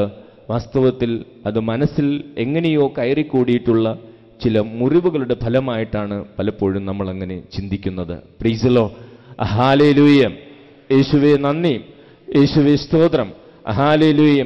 അപ്പോൾ ഈ സ്നേഹം അന്വേഷിച്ച് നടന്നവളാണ് സമരിയക്കാരി സ്ത്രീയും. അവൾ ഒരു പുരുഷനെ വിവാഹം കഴിച്ചു കഴിഞ്ഞപ്പോൾ അവൾ ചിന്തിച്ചത്, ഇതുപോലെ വേറൊരാളെ വിവാഹം കഴിച്ചാൽ അയാൾ എന്നെ മനസ്സിലാക്കും, അയാൾ എന്നെ സ്നേഹിക്കും, ഞാൻ ആഗ്രഹിക്കുന്നത് കിട്ടും. പക്ഷെ കിട്ടിയില്ല. പിന്നെ അടുത്ത ആളുടെ അടുത്തേക്ക് പോയി, അയാളുടെ അടുത്തൊന്നും ഞാൻ ആഗ്രഹിക്കുന്നത് കിട്ടുമെന്ന് കരുതി, അവിടെയും കിട്ടിയില്ല. അടുത്ത ആളുടെ അടുത്തേക്ക് പോയി, അവിടെ താൻ ആഗ്രഹിക്കുന്നത് കിട്ടുമെന്ന് കരുതി, അവിടെയും കിട്ടിയില്ല. അടുത്ത ആളുടെ അടുത്തേക്ക് പോയി, അവിടെ കിട്ടുമെന്ന് കരുതി, അവിടെയും കിട്ടിയില്ല. അവസാനം യേശുവിൻ്റെ അരികിലേക്ക്, അല്ലെങ്കിൽ യേശു അവളുടെ അരികിലേക്ക് ചെന്നപ്പോഴാണ് അവളുടെ ഈ ഓട്ടം നിന്നത്. അവൾ തനിക്ക് കിട്ടിയ സൗഖ്യാനുഭവം, സന്തോഷത്തിൻ്റെ അനുഭവം, സ്നേഹത്തിൻ്റെ അനുഭവം മറ്റുള്ളവർക്ക് പകർന്നു നൽകുന്ന ഒരു കർത്താവിൻ്റെ പ്രേക്ഷിതയായി മാറി. Price the Lord. Hallelujah. Hallelujah. നമ്മൾ സ്നേഹമുള്ളവരെ, തുടർന്ന് ഇനി നമ്മൾ ആന്തരിക സൗഖ്യത്തിൻ്റെ വേറൊരു മേഖലയിലേക്ക് കടന്നു പോവുകയാണ്. ഇതിൻ്റെ പ്രായോഗിക വശങ്ങളിലേക്ക് നമ്മൾ കടന്നു പോകുന്നു. എങ്ങനെ ഒരു കുഞ്ഞിൻ്റെ ജീവിതത്തിലേക്ക് ആന്തരിക മുറിവുകൾ കടന്നു വരുന്നു, അതേക്കുറിച്ച് നമ്മൾ മനസ്സിലാക്കണമെങ്കിൽ ഒരു കുഞ്ഞിൻ്റെ ജനന നിമിഷം തുടങ്ങി നമ്മൾ ചിന്തിക്കേണ്ടതുണ്ട്. ഒരു കുഞ്ഞ് ഉരുവാകുന്ന സമയം ഏറെ പ്രധാനപ്പെട്ടതാണ്. മാതാപിതാക്കൾ സ്നേഹം പങ്കിടുന്ന സമയം വളരെ പ്രധാനപ്പെട്ടതാണ്. ന്യായാധിപന്മാരുടെ പുസ്തകത്തിൽ 13-ാം അധ്യായം, അവിടെ ഒരു ഭാര്യയും ഭർത്താവും മക്കൾക്ക് വേണ്ടി പ്രാർത്ഥിക്കുന്നതിനെക്കുറിച്ച് നമ്മൾ വായിക്കും. മനോവയും ഭാര്യയും, ഇവർക്ക് വിവാഹം കഴിഞ്ഞിട്ടും വർഷങ്ങൾ കഴിഞ്ഞിട്ടും മക്കളില്ലായിരുന്നു. അവർ അങ്ങനെ നിരന്തരം പ്രാർത്ഥിക്കുമായിരുന്നു ഒരു കുഞ്ഞിനു വേണ്ടി. അങ്ങനെ ഈ ഭാര്യയുടെയും ഭർത്താവിൻ്റെയും നിരന്തരമായ പ്രാർത്ഥനയുടെ ഫലമായി ഒരു ദിവസം ദൈവത്തിൻ്റെ ദൂതൻ പ്രത്യക്ഷപ്പെട്ടു. സ്നേഹമുള്ളവർ, ദൈവത്തിൻ്റെ ദൂതൻ പ്രത്യക്ഷപ്പെട്ടപ്പോൾ ആ സ്ത്രീ മാത്രമേ ഉണ്ടായിരുന്നുള്ളൂ. ആ സ്ത്രീയോട് ദൈവത്തിൻ്റെ ദൂതൻ ചില കാര്യങ്ങൾ പറഞ്ഞെങ്കിലും ആ സ്ത്രീ ഒറ്റയ്ക്ക് പെട്ടെന്ന് ഈ ദൈവദൂതനെ കണ്ടപ്പോഴുണ്ടായിരുന്ന ആ പകപ്പിൽ ദൈവദൂതൻ പറഞ്ഞ പല കാര്യങ്ങളും അവൾ വിട്ടുപോയി. ഭർത്താവ് വന്നു. ഭർത്താവിനോട് ദൈവദൂതൻ വന്ന കാര്യമൊക്കെ പറഞ്ഞെങ്കിലും എല്ലാം പറയാൻ അവൾക്ക് സാധിച്ചില്ല. ആ ഭർത്താവ് നല്ല മനുഷ്യനായിരുന്നു, മനോവ. അദ്ദേഹം പറഞ്ഞു, നീ വിഷമിക്കേണ്ട, നമുക്കൊരുമിച്ചിരുന്ന് പ്രാർത്ഥിക്കാം, ദൈവത്തിൻ്റെ ദൂതനെ വീണ്ടും വിളിക്കാം. അങ്ങനെ ഈ ഭാര്യയും ഭർത്താവും ഒരുമിച്ചിരുന്ന് പ്രാർത്ഥിച്ചതിൻ്റെ ഫലമായി ദൈവത്തിൻ്റെ ദൂതൻ പ്രത്യക്ഷപ്പെട്ടു. മനോഹരമായൊരു ചോദ്യം ഈ ഭാര്യയും ഭർത്താവും ദൈവത്തിൻ്റെ ദൂതനോട് ചോദിക്കുക. ഭാര്യ ഭർത്താക്കന്മാർക്ക് ദൈവത്തോട് ചോദിക്കാവുന്ന വളരെ മനോഹരമായൊരു ചോദ്യമാണ് ഈ ഭാര്യയും ഭർത്താവും ചോദിച്ചത്. ആ ചോദ്യം ഇതാണ്: ഞങ്ങൾക്ക് ജനിക്കാൻ പോകുന്ന കുഞ്ഞിൻ്റെ ജീവിതചര്യ എന്തായിരിക്കണം? അതായത് ആ ഭാര്യയും ഭർത്താവും ദൈവത്തിൻ്റെ ദൂതനോട് ചോദിച്ചതാണ്, ഞങ്ങൾക്ക് ജനിക്കാൻ പോകുന്ന കുഞ്ഞിനു വേണ്ടി ഞങ്ങൾ എങ്ങനെയാണ് ഒരുങ്ങേണ്ടത്? ഞങ്ങൾക്ക് ജനിക്കാൻ പോകുന്ന കുഞ്ഞിൻ്റെ ജീവിതചര്യ എന്തായിരിക്കണം? ഞങ്ങൾ എങ്ങനെയാണ് ഈ കുഞ്ഞിനു വേണ്ടി ഒരുങ്ങേണ്ടത്? അതിന് ദൈവദൂതൻ നൽകിയ മറുപടി ഇതായിരുന്നു: ആ ദിവസങ്ങളിൽ വീഞ്ഞോ ലഹരി പാനീയങ്ങളോ നിങ്ങൾ ഉപയോഗിക്കരുത്, അശുദ്ധമായതൊന്നും കാണരുത്, അശുദ്ധമായതൊന്നും ഭക്ഷിക്കരുത്. നിങ്ങൾക്ക് ശക്തനായൊരു കുഞ്ഞാണ് ജനിക്കാൻ പോകുന്നത്. ദൈവദൂതനോട് ആലോചന ചോദിച്ച് അവർ അശുദ്ധിയുടെ സാന്നിധ്യമില്ലാതെ, വീഞ്ഞോ ലഹരി പാനീയങ്ങളില്ലാതെ, അശുദ്ധമായ ഭക്ഷണങ്ങളില്ലാതെ, അശുദ്ധമായ കാഴ്ചകളില്ലാതെ അവർ ജന്മം കൊടുത്ത ശിശുവാണ് സാംസൺ. ഈ സാംസന്റെ ശക്തിയെക്കുറിച്ച് അറിയണമെങ്കിൽ ന്യായാധിപന്മാരുടെ പുസ്തകം 14-ാം അധ്യായം നമ്മൾ വായിക്കുമ്പോൾ 6-ാം തിരുവചനത്തിൽ ഒരിക്കൽ സാംസൺ ഒരു മുന്തിരിത്തോട്ടത്തിൽ നിൽക്കുന്നത് നമ്മൾ വായിക്കും. അവിടെ സാംസൺ എന്ന കുട്ടിയാണ്. അവൻ മുന്തിരിത്തോട്ടത്തിൽ നിൽക്കുന്നു. അധികം ദൂരത്തല്ലാതെ അവൻ്റെ മാതാപിതാക്കളുണ്ട്. അപ്പോൾ സാംസനെതിരെ ഒരു സിംഹക്കുട്ടി പാഞ്ഞു വന്നു. സിംഹക്കുട്ടി പാഞ്ഞു വന്നപ്പോൾ സാംസൺ എന്താ ചെയ്തതെന്ന് വചനത്തിൽ എഴുതിയിട്ടുണ്ട്. സാംസൺ ആത്മാവിനോട് പ്രാർത്ഥിച്ചു. ആത്മാവ് അവനിൽ വന്ന് നിറഞ്ഞു. തനിക്കെതിരെ പാഞ്ഞു വന്ന സിംഹക്കുട്ടിയെ ഒരു ആട്ടിൻകുട്ടിയെ എന്നതുപോലെ അവൻ ചീന്തിക്കളഞ്ഞു എന്നാണ് വചനത്തിൽ എഴുതിയിരിക്കുന്നത്. സ്നേഹമുള്ളവരെ, അതിൻ്റെ താഴേക്ക് നമ്മൾ വായിച്ചാൽ അവിടെ വചനത്തിൽ എഴുതിയിരിക്കുക, അവൻ്റെ അധികം ദൂരത്തല്ലാതെ നിന്നിരുന്ന മാതാപിതാക്കൾ ഈ സിംഹം വന്നതും അവനതിനെ കൈകാര്യം ചെയ്തതും അറിഞ്ഞതുപോലുമേയില്ല. അത്രയും ശക്തനായിരുന്നു ആ കുട്ടി. നമ്മുടെ കുടുംബങ്ങളിലൊക്കെയാണ് നമ്മുടെ മക്കളായിരുന്നെങ്കിൽ എറണാകുളം ജില്ല മുഴുവൻ അറിയിക്കുമായിരുന്നു. പക്ഷേ ആ കുടുംബത്തിൽ അല്ലെങ്കിൽ ആ കുട്ടിയുടെ അടുത്ത് ഇത് വന്നത് അവൻ്റെ മാതാപിതാക്കൾ അറിഞ്ഞതുപോലുമില്ല. അത്രയും ശക്തനായിരുന്നു അവൻ. അവൻ്റെ മാതാപിതാക്കൾ ഒരുങ്ങി പ്രാർത്ഥിച്ച് വിശുദ്ധിയിൽ ജന്മം കൊടുത്തതിൻ്റെ പ്രത്യേകതകൾ ആ കുട്ടിക്കുണ്ടായിരുന്നു. ദൈവത്തിൻ്റെ വചനം നമ്മോട് പറയുക, കുടുംബത്തിൽ ശക്തരായ മക്കളുണ്ടാകണമെങ്കിൽ, കുടുംബത്തിൽ ശക്തന്മാരുണ്ടാകണമെങ്കിൽ, കുടുംബത്തിൽ ശക്തകൾ ഉണ്ടാകണമെങ്കിൽ ഭാര്യയും ഭർത്താവും ഒരുങ്ങി പ്രാർത്ഥിച്ച് വിശുദ്ധിയിൽ കുഞ്ഞുങ്ങൾക്ക് ജന്മം കൊടുത്താൽ കുടുംബത്തിൽ ശക്തരായ മക്കളുണ്ടാകും. അതാണ് ദൈവത്തിൻ്റെ വചനം നമുക്ക് പറഞ്ഞു തരുന്നത്. ഇത് കുറച്ചുകൂടെ നമുക്ക് വ്യക്തമാകും നമ്മൾ ഉൽപ്പത്തി പുസ്തകത്തിലേക്ക് പോയാൽ. അവിടെ 30-ാം അധ്യായം, ഉൽപ്പത്തി പുസ്തകം 30-ാം അധ്യായത്തിൽ 25 മുതലുള്ള തിരുവചനങ്ങൾ. അവിടെ നമ്മൾ യാക്കോബിൻ്റെ ജീവിതത്തിലെ ഒരു സംഭവമാണ് വായിക്കുക. യാക്കോബ് തൻ്റെ അമ്മായിയപ്പനായ ലാബാന്റെ ഭവനത്തിലായിരുന്നു. ആ ഭവനത്തിൽ കുറേ വർഷങ്ങൾ യാക്കോബ് ആടുകളെ നോക്കി പണിയെടുക്കുന്നുണ്ട്. കാരണം യാക്കോബിന് ലാബാന്റെ ഇളയ മകളായ റാഹേലിനോട് വളരെ താല്പര്യം തോന്നി. അവളെ വിവാഹം കഴിച്ചു തരാമോ എന്ന് അദ്ദേഹത്തോട് ചോദിച്ചു. അദ്ദേഹം പറഞ്ഞു, നീ എനിക്ക് വേണ്ടി 7 വർഷം എൻ്റെ ആടുകളെ നോക്കുക, അപ്പോൾ ഞാൻ നിനക്ക് അവളെ വിവാഹം ചെയ്തു തരാം. അങ്ങനെ യാക്കോബ് 7 വർഷത്തോളം ഈ പിതാവിന് വേണ്ടി ജോലി ചെയ്തു.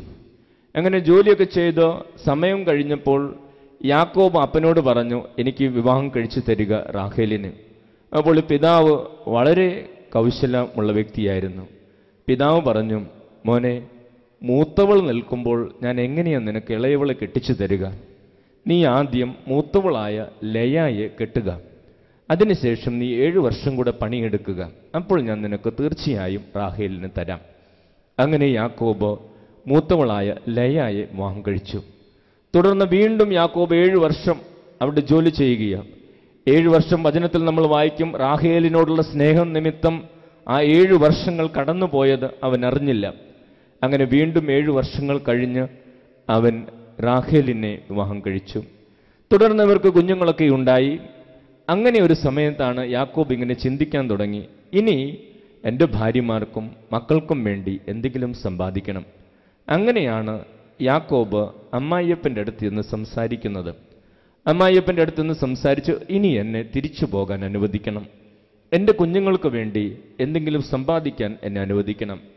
അപ്പോൾ യാക്കോബിൻ്റെ അമ്മായിപ്പൻ പറഞ്ഞു, നീ പോകാൻ ഞാൻ നിന്നെ അനുവദിക്കുകയില്ല. കാരണം നീ എൻ്റെ വീട്ടിലേക്ക് വന്നതിന് ശേഷമാണ് എനിക്ക് ഇത്രയും ഉയർച്ചയുണ്ടായത്. നീ എൻ്റെ കുടുംബത്തിലേക്ക് വന്നതിന് ശേഷമാണ് എനിക്ക് ഇത്രയും ഉയർച്ചയുണ്ടായത്. അതുകൊണ്ട് നീ പോകാൻ ഞാൻ അനുവദിക്കുകയില്ല. ഇങ്ങനെ പറഞ്ഞപ്പോൾ യാക്കോബ് ലാബാനോട് ഒരു കരാർ പറഞ്ഞു.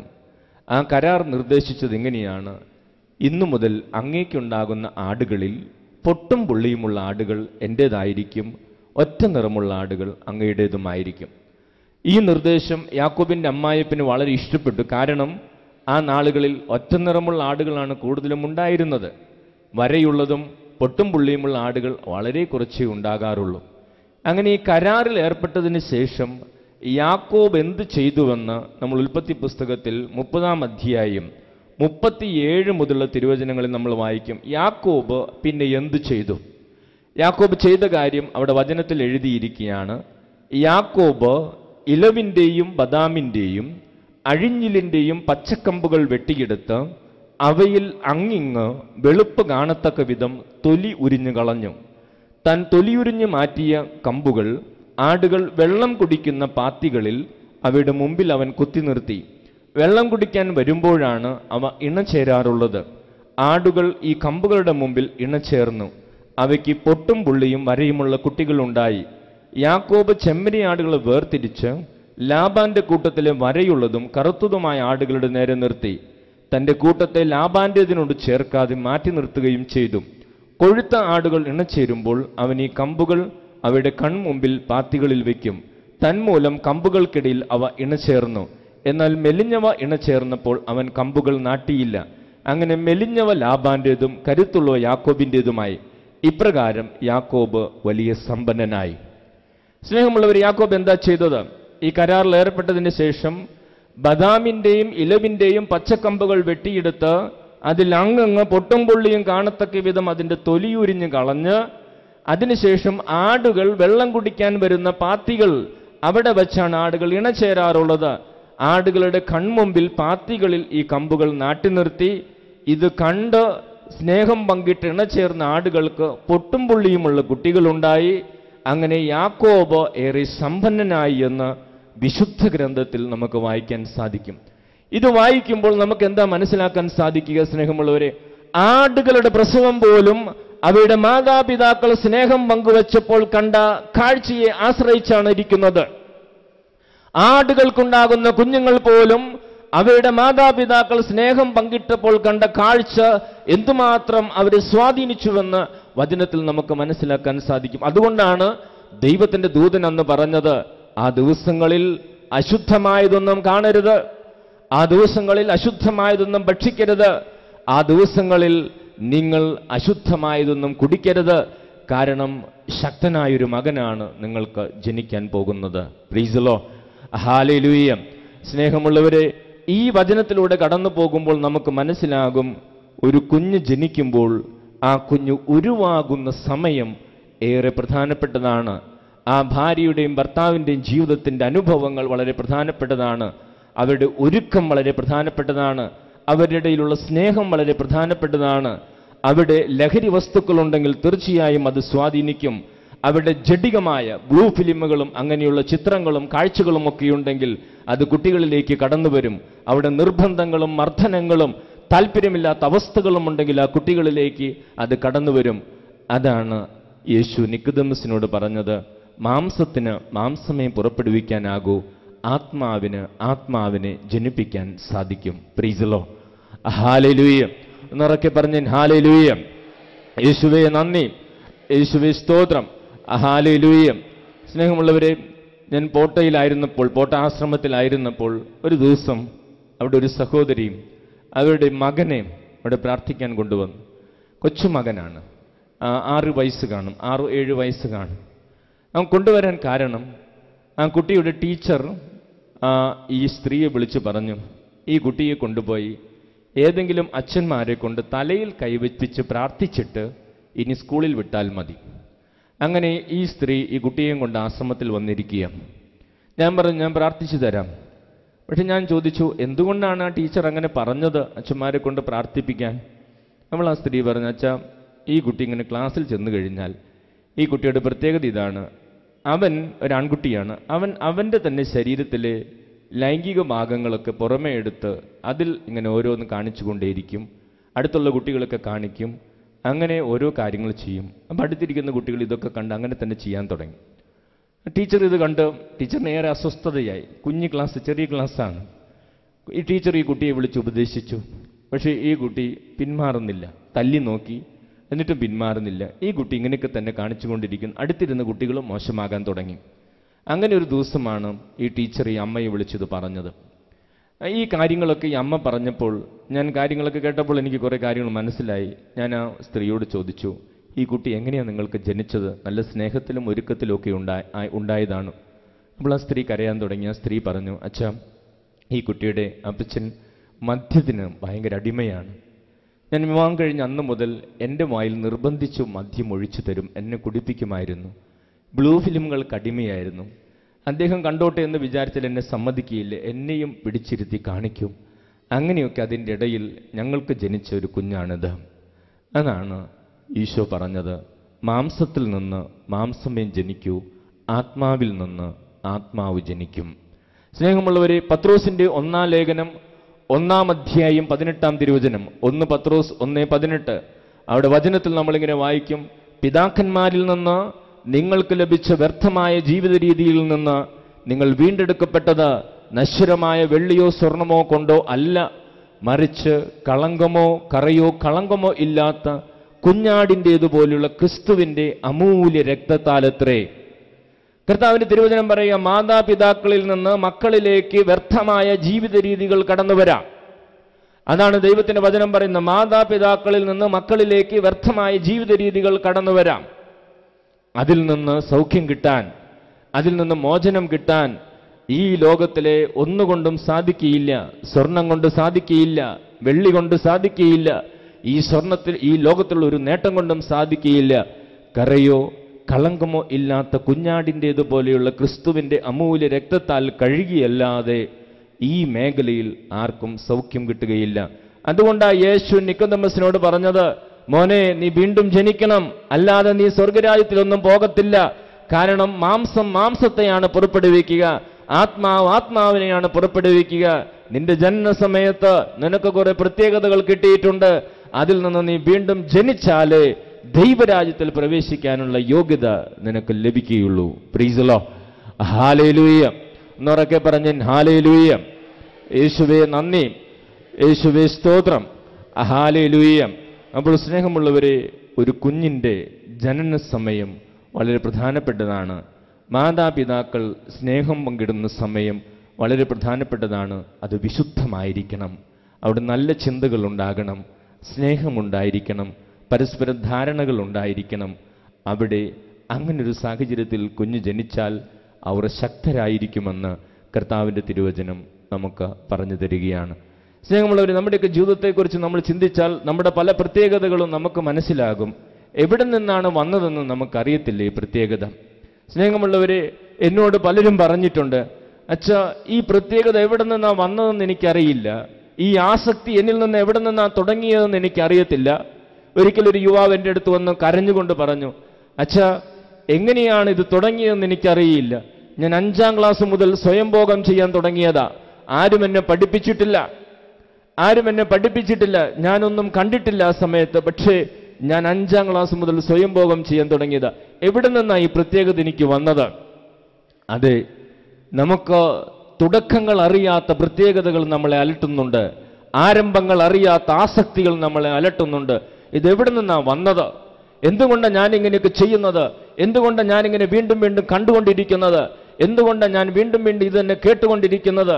എന്തുകൊണ്ടാണ് ഞാൻ വീണ്ടും വീണ്ടും ഇത് തന്നെ പറഞ്ഞുകൊണ്ടിരിക്കുന്നത്? തുടക്കം എവിടെയാണെന്ന് നമുക്ക് പിടികിട്ടുന്നില്ല. ആരംഭം എവിടെയാണെന്ന് എത്ര ആലോചിച്ചിട്ടും നമുക്ക് കണ്ടെത്താനാകുന്നില്ല. സ്നേഹമുള്ളവരെ, ഒരു കാര്യമുണ്ടെങ്കിൽ അതിനൊരു കാരണമുണ്ട്, ഒരു പ്രത്യേകതയുണ്ടെങ്കിൽ അതിൻ്റെ തുടക്കമുണ്ട്. പക്ഷേ ഈ തുടക്കം നമ്മുടെ ബോധതലങ്ങളിലല്ല എന്ന് മാത്രം.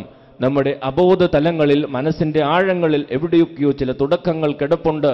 ആ മേഖലകളിലേക്ക് യേശുവിനെ ക്ഷണിച്ച് യേശുവിൻ്റെ തിരക്തം കൊണ്ട് കഴുകിയാലേ നമുക്ക് സൗഖ്യത്തിലേക്ക് കടന്നു വരുവാൻ സാധിക്കുകയുള്ളൂ. Price the Lord. ഹല്ലേലൂയ. യേശുവേ നന്ദി, യേശുവേ സ്തോത്രം. സ്നേഹമുള്ളവരെ, ലൂക്കായുടെ സുവിശേഷം 1-ാം അധ്യായം 41-ാം തിരുവചനം. ലൂക്കായുടെ സുവിശേഷം 1-ാം അധ്യായം 41-ാം തിരുവചനം. അവിടെ നമ്മളിങ്ങനെ വായിക്കും: മറിയത്തിന്റെ അഭിവാദന സ്വരം കേട്ടപ്പോൾ എലിസബത്തിന്റെ ഉദരത്തിൽ ശിശു സന്തോഷത്താൽ കുതിച്ചു ചാടി. മറിയത്തിന്റെ അഭിവാദന സ്വരം കേട്ടപ്പോൾ എലിസബത്തിന്റെ ഉദരത്തിൽ ശിശു സന്തോഷത്താൽ കുതിച്ചു ചാടി. സ്നേഹമുള്ളവരെ, മറിയത്തിന്റെ അഭിവാദന സ്വരം കേട്ടത് ആരാണ്? മറിയത്തിന്റെ അഭിവാദന സ്വരം കേട്ടത് എലിസബത്താണ്. പക്ഷേ സന്തോഷം കൊണ്ട് കുതിച്ചു ചാടിയത് ആരാണ്? ആ അമ്മയുടെ ഉദരത്തിൽ കിടന്ന ശിശുവാണ്. എന്താണ് നമുക്ക് മനസ്സിലാക്കാൻ സാധിക്കുന്നത്? ഒരമ്മയുടെ ഉദരത്തിൽ ഒരു കുഞ്ഞ് കഴിയുമ്പോൾ ആ കുഞ്ഞിന്റെ സന്തോഷങ്ങൾ എന്ന് പറയുന്നത് അമ്മയുടെ സന്തോഷങ്ങളാണ്. ആ കുഞ്ഞിന്റെ സങ്കടങ്ങൾ എന്ന് പറയുന്നത് അമ്മയുടെ സങ്കടങ്ങളാണ്.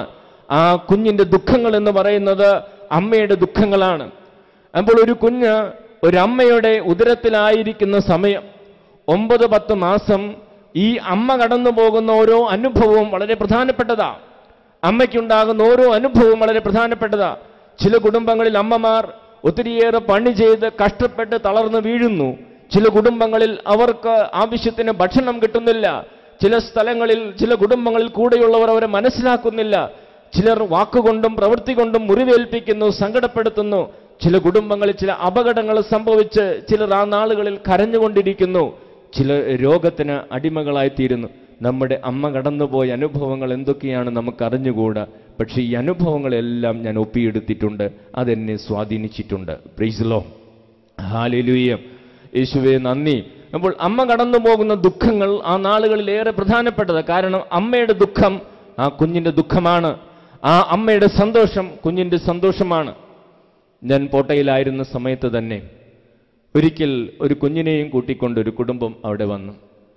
ഈ കുഞ്ഞ് ജനിച്ച് ഏതാനും നാളുകൾ കഴിഞ്ഞിട്ടും ഈ കുഞ്ഞ് ഒന്നും മിണ്ടുന്നില്ല. അതായത് കരയുകയോ ശബ്ദമുണ്ടാക്കുകയോ ചെയ്യുന്നില്ല.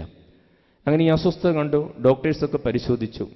ഡോക്ടേഴ്സ് പരിശോധിച്ചിട്ട് പറഞ്ഞു, ഈ കുട്ടിക്ക് ശാരീരികമായൊരു കുഴപ്പവുമില്ല, നിങ്ങൾ എവിടെയെങ്കിലും പോയി ഒന്ന് പ്രാർത്ഥിക്കാൻ പറഞ്ഞു. അങ്ങനെയാണ് അവർ ചികിത്സിച്ചിരുന്ന ഡോക്ടറുടെ നിർദ്ദേശപ്രകാരമാണ്. പോട്ടാശ്രമം എന്നൊന്നും പറഞ്ഞില്ല, എവിടെയെങ്കിലും പോയി പ്രാർത്ഥിക്കാൻ പറഞ്ഞു. അങ്ങനെ അവർ ആ കുടുംബം അവിടെ വന്നത്. ഞങ്ങൾ ഒരുമിച്ചിരുന്ന് പ്രാർത്ഥിക്കുന്ന സമയമായിരുന്നു.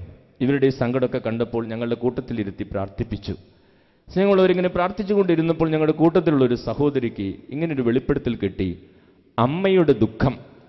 അങ്ങനെ ആ വെളിപ്പെടുത്തൽ കിട്ടിയപ്പോൾ ഞാൻ ഈ അമ്മയെ മാറ്റി നിർത്തി അമ്മയോട് ചോദിച്ചു, എന്താണ് ഇത്രയും ദുഃഖത്തിലൂടെ കടന്നു പോയത്? അപ്പോൾ ആ സ്ത്രീ കരയാൻ തുടങ്ങി.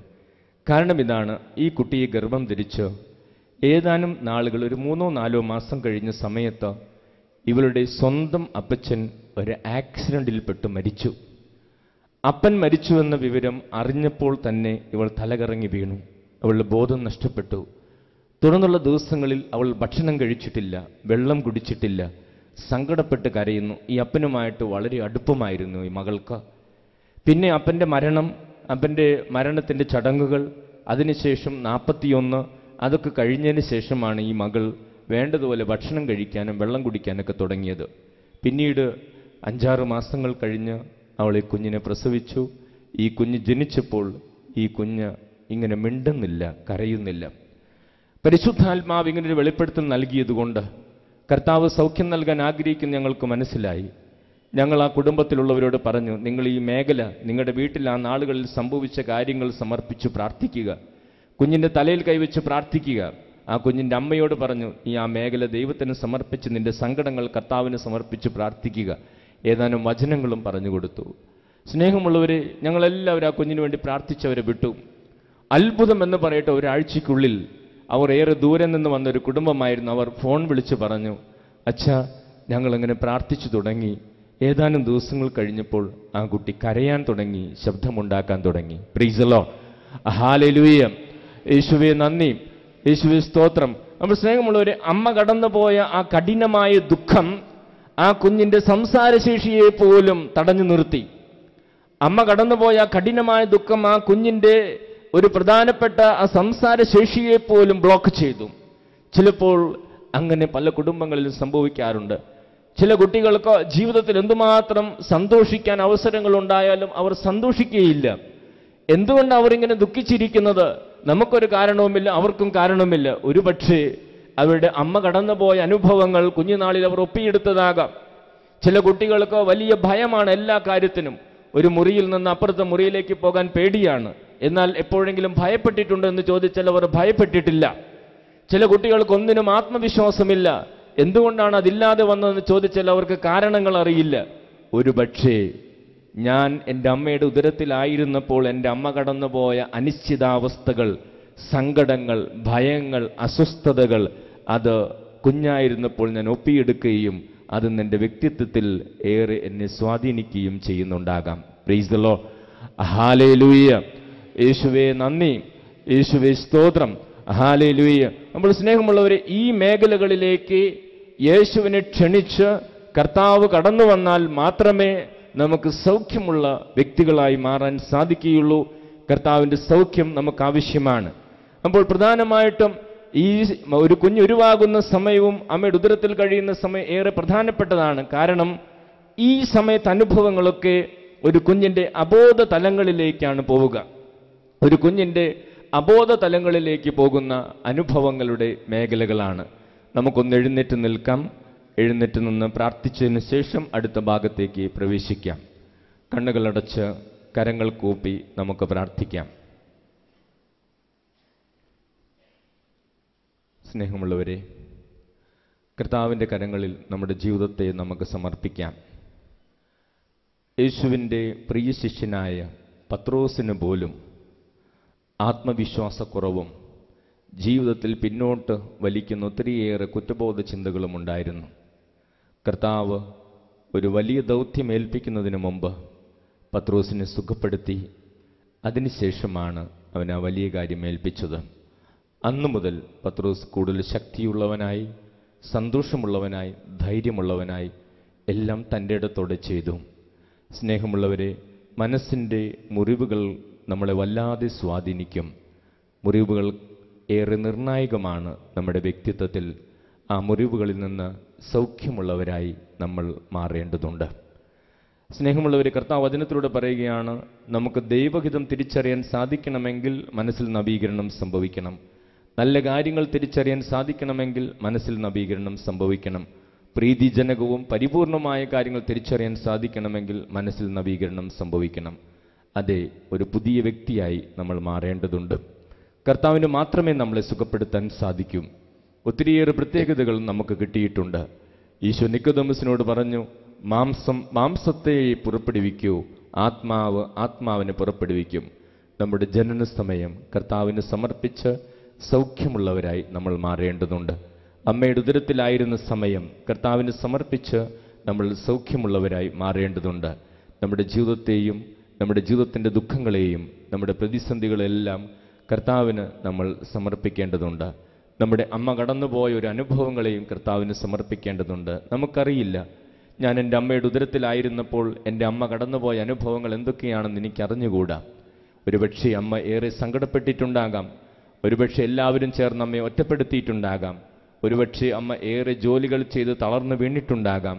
ഒരുപക്ഷെ ഗർഭാരിഷ്ഠതകൾ, ആരംഭകാലത്തെ ഗർഭാരിഷ്ഠതകൾ, ശാരീരികമായ അസ്വസ്ഥതകൾ, ഛർദി, അങ്ങനെയുള്ള സമയത്ത് ആരുടെയും സഹായം കിട്ടാതെ, ആരും കണ്ടറിഞ്ഞ് പ്രവർത്തിക്കാതെ ഒത്തിരി അമ്മ തളർന്നിട്ടുണ്ടാകാം.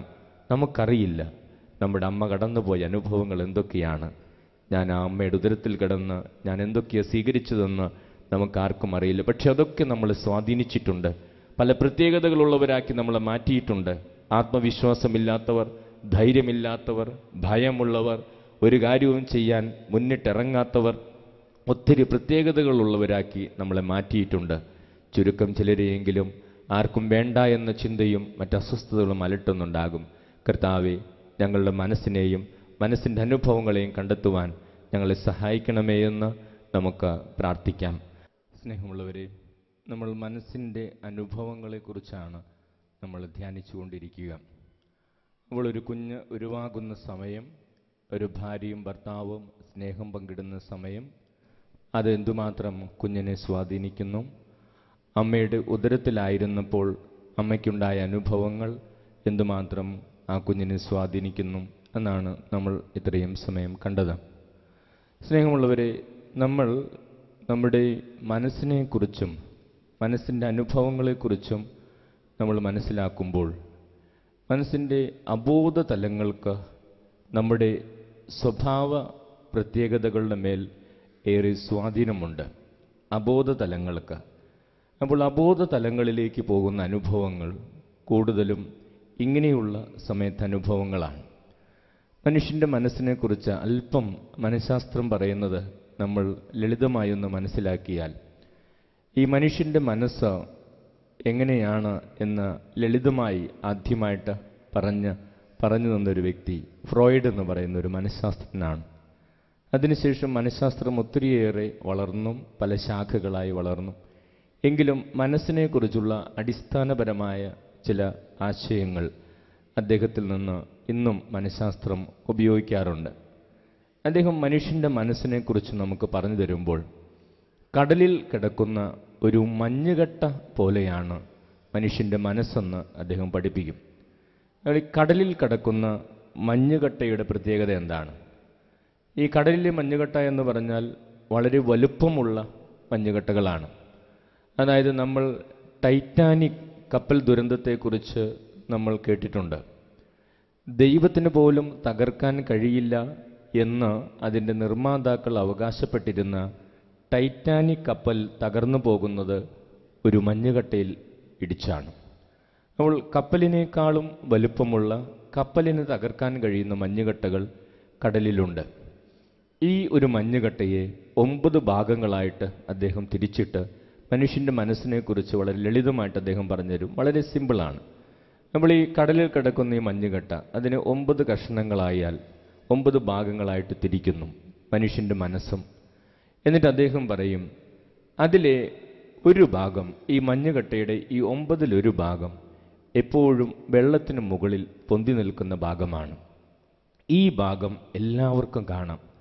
എവിടെ നിന്ന് നോക്കിയാലും അതിൻ്റെ ഷേപ്പ് എന്താണ്, നിറം എന്താണ്, അവിടെ എന്തൊക്കെയാണ് ഉള്ളത്, വളരെ വ്യക്തമാണ് ആ ഭാഗം. അത് ഈ 9 ഭാഗങ്ങളിൽ ഒരു ഭാഗം മാത്രമാണ്. ആ ഭാഗത്തെയാണ് അദ്ദേഹം കോൺഷ്യസ് മൈൻഡ് എന്ന് വിളിക്കുക, ബോധമനസ്സെന്ന് വിളിക്കുക. അവിടെയുള്ള അനുഭവങ്ങൾ നമുക്ക് വ്യക്തമാണ്. എന്തൊക്കെയാണ് അവിടെ സംഭവിച്ചിട്ടുള്ളത്, എന്തൊക്കെയാണ് കേട്ടിട്ടുള്ളത് നമുക്ക് വ്യക്തമാണ്.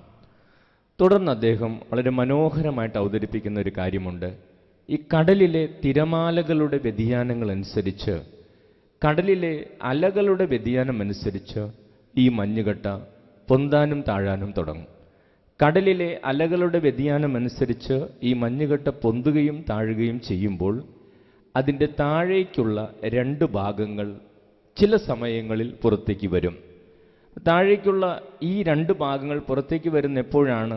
കടലിലെ തിരമാലകളുടെ വ്യതിയാനങ്ങൾ അനുസരിച്ച് ഈ മഞ്ഞുകട്ട പൊന്തുകയും താഴുകയും ചെയ്യുമ്പോൾ. ആ ഭാഗത്തെയാണ് അദ്ദേഹം പ്രീകോൺഷ്യസ് മൈൻഡ് എന്ന് വിളിക്കുക, ഉപബോധ മനസ്സ്. നമ്മുടെ മനസ്സിലെ ചില അനുഭവങ്ങൾ, വളരെ കുഞ്ഞിലൊക്കെ കിട്ടിയിട്ടുള്ള ചില അനുഭവങ്ങൾ അത് മറന്നു കിടക്കുകയാണ്. പക്ഷെ ചില ഷോക്കിംഗ് ആയിട്ടുള്ള അനുഭവങ്ങളിലൂടെ, ചില പ്രത്യേകമായിട്ടുള്ള നിമിഷങ്ങളിലൂടെ നമ്മൾ കടന്നു വരുമ്പോൾ അത് പുറത്തേക്ക് വരും, നമുക്ക് ഓർമ്മിച്ചെടുക്കാൻ സാധിക്കും. എപ്പോഴും നമ്മുടെ മനസ്സിലതില്ല, എപ്പോഴും നമ്മുടെ ചിന്തയിൽ അതില്ല. പക്ഷേ കടലിലെ തിരമാലകളുടെ വ്യതിയാനങ്ങൾ അനുസരിച്ച് ഈ മഞ്ഞുകട്ട പുറത്തേക്ക് വരുന്നത് പോലെ ജീവിതം കടന്നു പോകുന്ന അനുഭവങ്ങളുടെ വ്യതിയാനങ്ങൾ അനുസരിച്ച് ചിലപ്പോൾ നമുക്ക് ആ ഭാഗങ്ങൾ കാണാൻ സാധിക്കും. ആ ഭാഗത്തെയാണ് അദ്ദേഹം ഉപബോധ മനസ്സെന്ന് വിളിക്കുക. അപ്പം മുകളിലൊരു ഭാഗം, അതിന് താഴേക്ക് 2 ഭാഗങ്ങൾ, 3 ഭാഗങ്ങൾ കഴിഞ്ഞു. ഇനി അതിന് താഴേക്ക് 6 ഭാഗങ്ങളുണ്ട്. ഈ 6 ഭാഗങ്ങൾ എപ്പോഴും വെള്ളത്തിനടിയിലാണ്. അദ്ദേഹം പറയും, ഈ കടലിൽ എന്തുമാത്രം മാറ്റങ്ങൾ സംഭവിച്ചാലും, തിരമാലകൾക്ക് എന്തുമാത്രം വ്യതിയാനങ്ങൾ ഉണ്ടായാലും, ഈ 6 ഭാഗങ്ങൾ ഒരിക്കലും പുറത്തേക്ക് വരാറില്ല. അതിനെക്കുറിച്ച് നമുക്ക് കാണാനും സാധിക്കാറില്ല. ആ ഭാഗത്തെയാണ് അദ്ദേഹം അൺകോൺഷ്യസ് മൈൻഡ് എന്ന് വിളിക്കുക, അബോധ മനസ്സ് എന്ന് വിളിക്കുക. ഈ 9 ഭാഗങ്ങളായിട്ട് തിരിക്കുന്ന ഈ ഭാഗങ്ങളിൽ ഏറ്റവും കൂടുതലുള്ള ഭാഗം ഇതാണ്, ഈ 6 ഭാഗം. അതാണ് അബോധ മനസ്സ്, അബോധ തലങ്ങൾ. അപ്പോൾ മനുഷ്യൻ്റെ മനസ്സിനെ ഇങ്ങനൊരു മഞ്ഞുകട്ടയോട് തുലനം ചെയ്ത് അദ്ദേഹം പഠിപ്പിച്ചിട്ട് അദ്ദേഹം പറയുന്ന ഒരു വലിയ സത്യം ഇതാണ്: ഒരു വ്യക്തിയുടെ ജീവിതത്തിൽ ഒരു പുരുഷൻ ആരാണെന്ന്, അവൻ്റെ പ്രത്യേകതകളും താല്പര്യങ്ങളും ചാച്ചിലുകളും എന്താണെന്ന് ഈ അബോധ തലങ്ങളാണ് കൂടുതലും നിശ്ചയിക്കുന്നത്. ഒരു സ്ത്രീ ആരാണെന്ന്, അവളുടെ ആഭിമുഖ്യങ്ങൾ എന്താണ്, താല്പര്യങ്ങൾ എന്താണ്, അഭിരുചികൾ എന്താണ് എന്നതിൽ കൂടുതലും സ്വാധീനിക്കുന്നത് ഈ അബോധ തലങ്ങളാണ്. പ്രൈസ് ദി ലോർഡ്, ഹല്ലേലൂയ. എന്നാൽ ഈ അബോധ തലങ്ങളുടെ പ്രത്യേകത എന്താണ്? ഈ അബോധ തലങ്ങളിലെ അനുഭവങ്ങൾ നമുക്ക് ചിന്തിച്ചാലോ എത്ര ആലോചിച്ചാലോ നമുക്കത് കണ്ടെത്താൻ സാധിക്കുകയില്ല. എന്നാൽ അത് അബോധ തലങ്ങളിലുണ്ട്. അത് നമ്മളെ സ്വാധീനിക്കുന്നുണ്ട്, നമ്മുടെ സ്വഭാവത്തെയും നമ്മുടെ പ്രത്യേകതകളെയും സ്വാധീനിക്കുന്നുണ്ട്. ചിലപ്പോഴൊക്കെ നമ്മളിങ്ങനെ വളരെ ഗിഫ്റ്റഡ് ആയിട്ടുള്ള കൗൺസിലേഴ്സിൻ്റെ കൂടെ ഇരുന്ന് കൗൺസിലിംഗ് നടത്തുമ്പോൾ ഈ അബോധ തലങ്ങൾ നമുക്ക് വെളിപ്പെട്ട് കിട്ടുകയും നമ്മൾ സഹായിക്കുകയും ചെയ്യും. ഒരു ഉദാഹരണം ഞാൻ പറയാം. ഒരിക്കലും ഇവിടെ ധ്യാനത്തിന് വന്ന ഒരു കുടുംബം, ആ കുടുംബത്തിലെ അവരുടെ മകളുടെ ഒരു പ്രത്യേകത ഇതായിരുന്നു. അവൾ 8ാം ക്ലാസ് മുതൽ ഇങ്ങനെ കൂടെ പഠിക്കുന്ന പലരുമായിട്ട് സ്നേഹത്തിലായി, പല തെറ്റായ സ്നേഹബന്ധങ്ങളിലേക്കൊക്കെ പോയി, പല പ്രശ്നങ്ങളുണ്ടായി. അവളുടെ ഒരു പ്രത്യേകത, വീട്ടിലുള്ളവരോട് അധികം സ്നേഹമില്ല. പുറമേ നിന്ന് ആരെങ്കിലും കുറച്ച് സ്നേഹം കാണിച്ചാൽ അവരോട് വലിയ അടുപ്പം തോന്നും. അങ്ങനെ അടുപ്പത്തിലാകും. അങ്ങനെ +2 സമയം ഒരു സ്നേഹബന്ധത്തിൽപ്പെട്ട് അത് കുറേ പ്രശ്നങ്ങളുണ്ടായി. സ്കൂളിൽ നിന്ന് പുറത്താക്കി. അങ്ങനെ ഈ കുട്ടിയും കൊണ്ട് മാതാപിതാക്കൾ ഇവിടെ ധ്യാനത്തിൽ സംബന്ധിക്കുകയാണ്. ധ്യാനത്തിൽ സംബന്ധിക്കുന്നതിനിടയിൽ അപ്പോൾ ആ കുടുംബം ആകെ സങ്കടത്തിലാണ്. ഇതിനു മുമ്പും കുറേ പ്രശ്നങ്ങളൊക്കെ ഉണ്ടായിട്ടുണ്ട്, അതൊക്കെ ഒരു വിധത്തിൽ അതിജീവിച്ചു. പക്ഷേ ഇപ്പോൾ സ്കൂളിൽ തന്നെ വലിയ പ്രശ്നമായി മാറിയിരിക്കുക. നിങ്ങൾ ഈ കുട്ടിയെ അമ്മയെയും കണ്ടപ്പോൾ ഈ കുട്ടിയെ ഇവിടെ ഒരു കൗൺസിലിങ്ങിനായിട്ട് പറഞ്ഞയച്ചു. കൗൺസിലിങ്ങിന് പറഞ്ഞയച്ചു കഴിഞ്ഞപ്പോൾ ആ കൗൺസിലർ ഒരു ചെറിയ കടലാസിൽ ഇങ്ങനെ എഴുതി എൻ്റെ അടുത്തേക്ക് വീണ്ടും വിട്ടു: എന്നെ ആർക്കും വേണ്ട എന്നൊരു ചിന്ത ഈ കുട്ടിക്കുണ്ട്. അങ്ങനെ ഈ കുട്ടി വീണ്ടും വന്ന് ഈ കുട്ടിയോട് ഞാൻ ചോദിച്ചു, മോളെ നിനക്ക് ഈ ചിന്തയുണ്ടോ? ഓ അച്ഛാ, എനിക്ക് എന്നെ ആർക്കും വേണ്ട എന്ന് ഇടയ്ക്ക് തോന്നും. എന്തുകൊണ്ടാണ് നിനക്കങ്ങനെ തോന്നുന്നത്? എൻ്റെ അപ്പച്ചനും അമ്മച്ചിക്കും നിന്നോട് സ്നേഹക്കുറവുണ്ടോ? ഇല്ല, എൻ്റെ അപ്പച്ചനും അമ്മച്ചി എന്നെ നന്നായിട്ട് സ്നേഹിക്കുന്നുണ്ട്, അവരുടെ ഭാഗത്തുനിന്ന് ഒരു കുഴപ്പവുമില്ല. പിന്നെ എന്തുകൊണ്ടാണ് നീ ഇങ്ങനെ ചിന്തിക്കുന്നത്? അതെനിക്ക് അറിഞ്ഞുകൂടാ. പക്ഷേ അവൾക്ക് ഈ ചിന്തയുണ്ട്. പിന്നെ അവളോട് ചോദിച്ചിട്ട് കാര്യമില്ല. അങ്ങനെ ഞാൻ ആ കുട്ടിയുടെ അമ്മയെ വിളിച്ചു. അമ്മയെ വിളിച്ച് അമ്മയോട് ചോദിച്ചു, എന്താണ് ഇങ്ങനെ ഈ കുട്ടി ചിന്തിക്കുന്നത്? അമ്മ പറഞ്ഞു, അച്ഛൻ അവളോട് തന്നെ ചോദിക്കേ, ഞങ്ങളുടെ ഭാഗത്ത് നിന്ന് എന്തെങ്കിലും വീഴ്ചയുണ്ടെങ്കിൽ അവൾ പറയട്ടെ. അപ്പോൾ അവൾ പറഞ്ഞു, ഇല്ല, അമ്മയും അപ്പച്ചനും എന്നെ വളരെയധികം സ്നേഹിക്കുന്നുണ്ട്. പക്ഷേ പരിശുദ്ധാത്മാവ് ഇങ്ങനെ ഒരു വെളിപ്പെടുത്തൽ നൽകിയിട്ടുണ്ട്. പിന്നെ എന്തുകൊണ്ടാണ് ഇങ്ങനെ ഒരു വെളിപ്പെടുത്തൽ വന്നത്? ഞാൻ ആ സ്ത്രീയോട് പറഞ്ഞു, കുറച്ചു നേരം പള്ളിയിൽ പോയിരുന്ന് പ്രാർത്ഥിക്കുക പരിശുദ്ധാത്മാവിനോട്.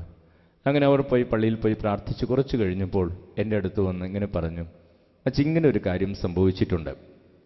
അവരുടെ വിവാഹം കഴിഞ്ഞ് അവർ ഈ ഭാര്യയും ഭർത്താവും കൂടെ ഒരുമിച്ചൊരു തീരുമാനമെടുത്തിരുന്നു.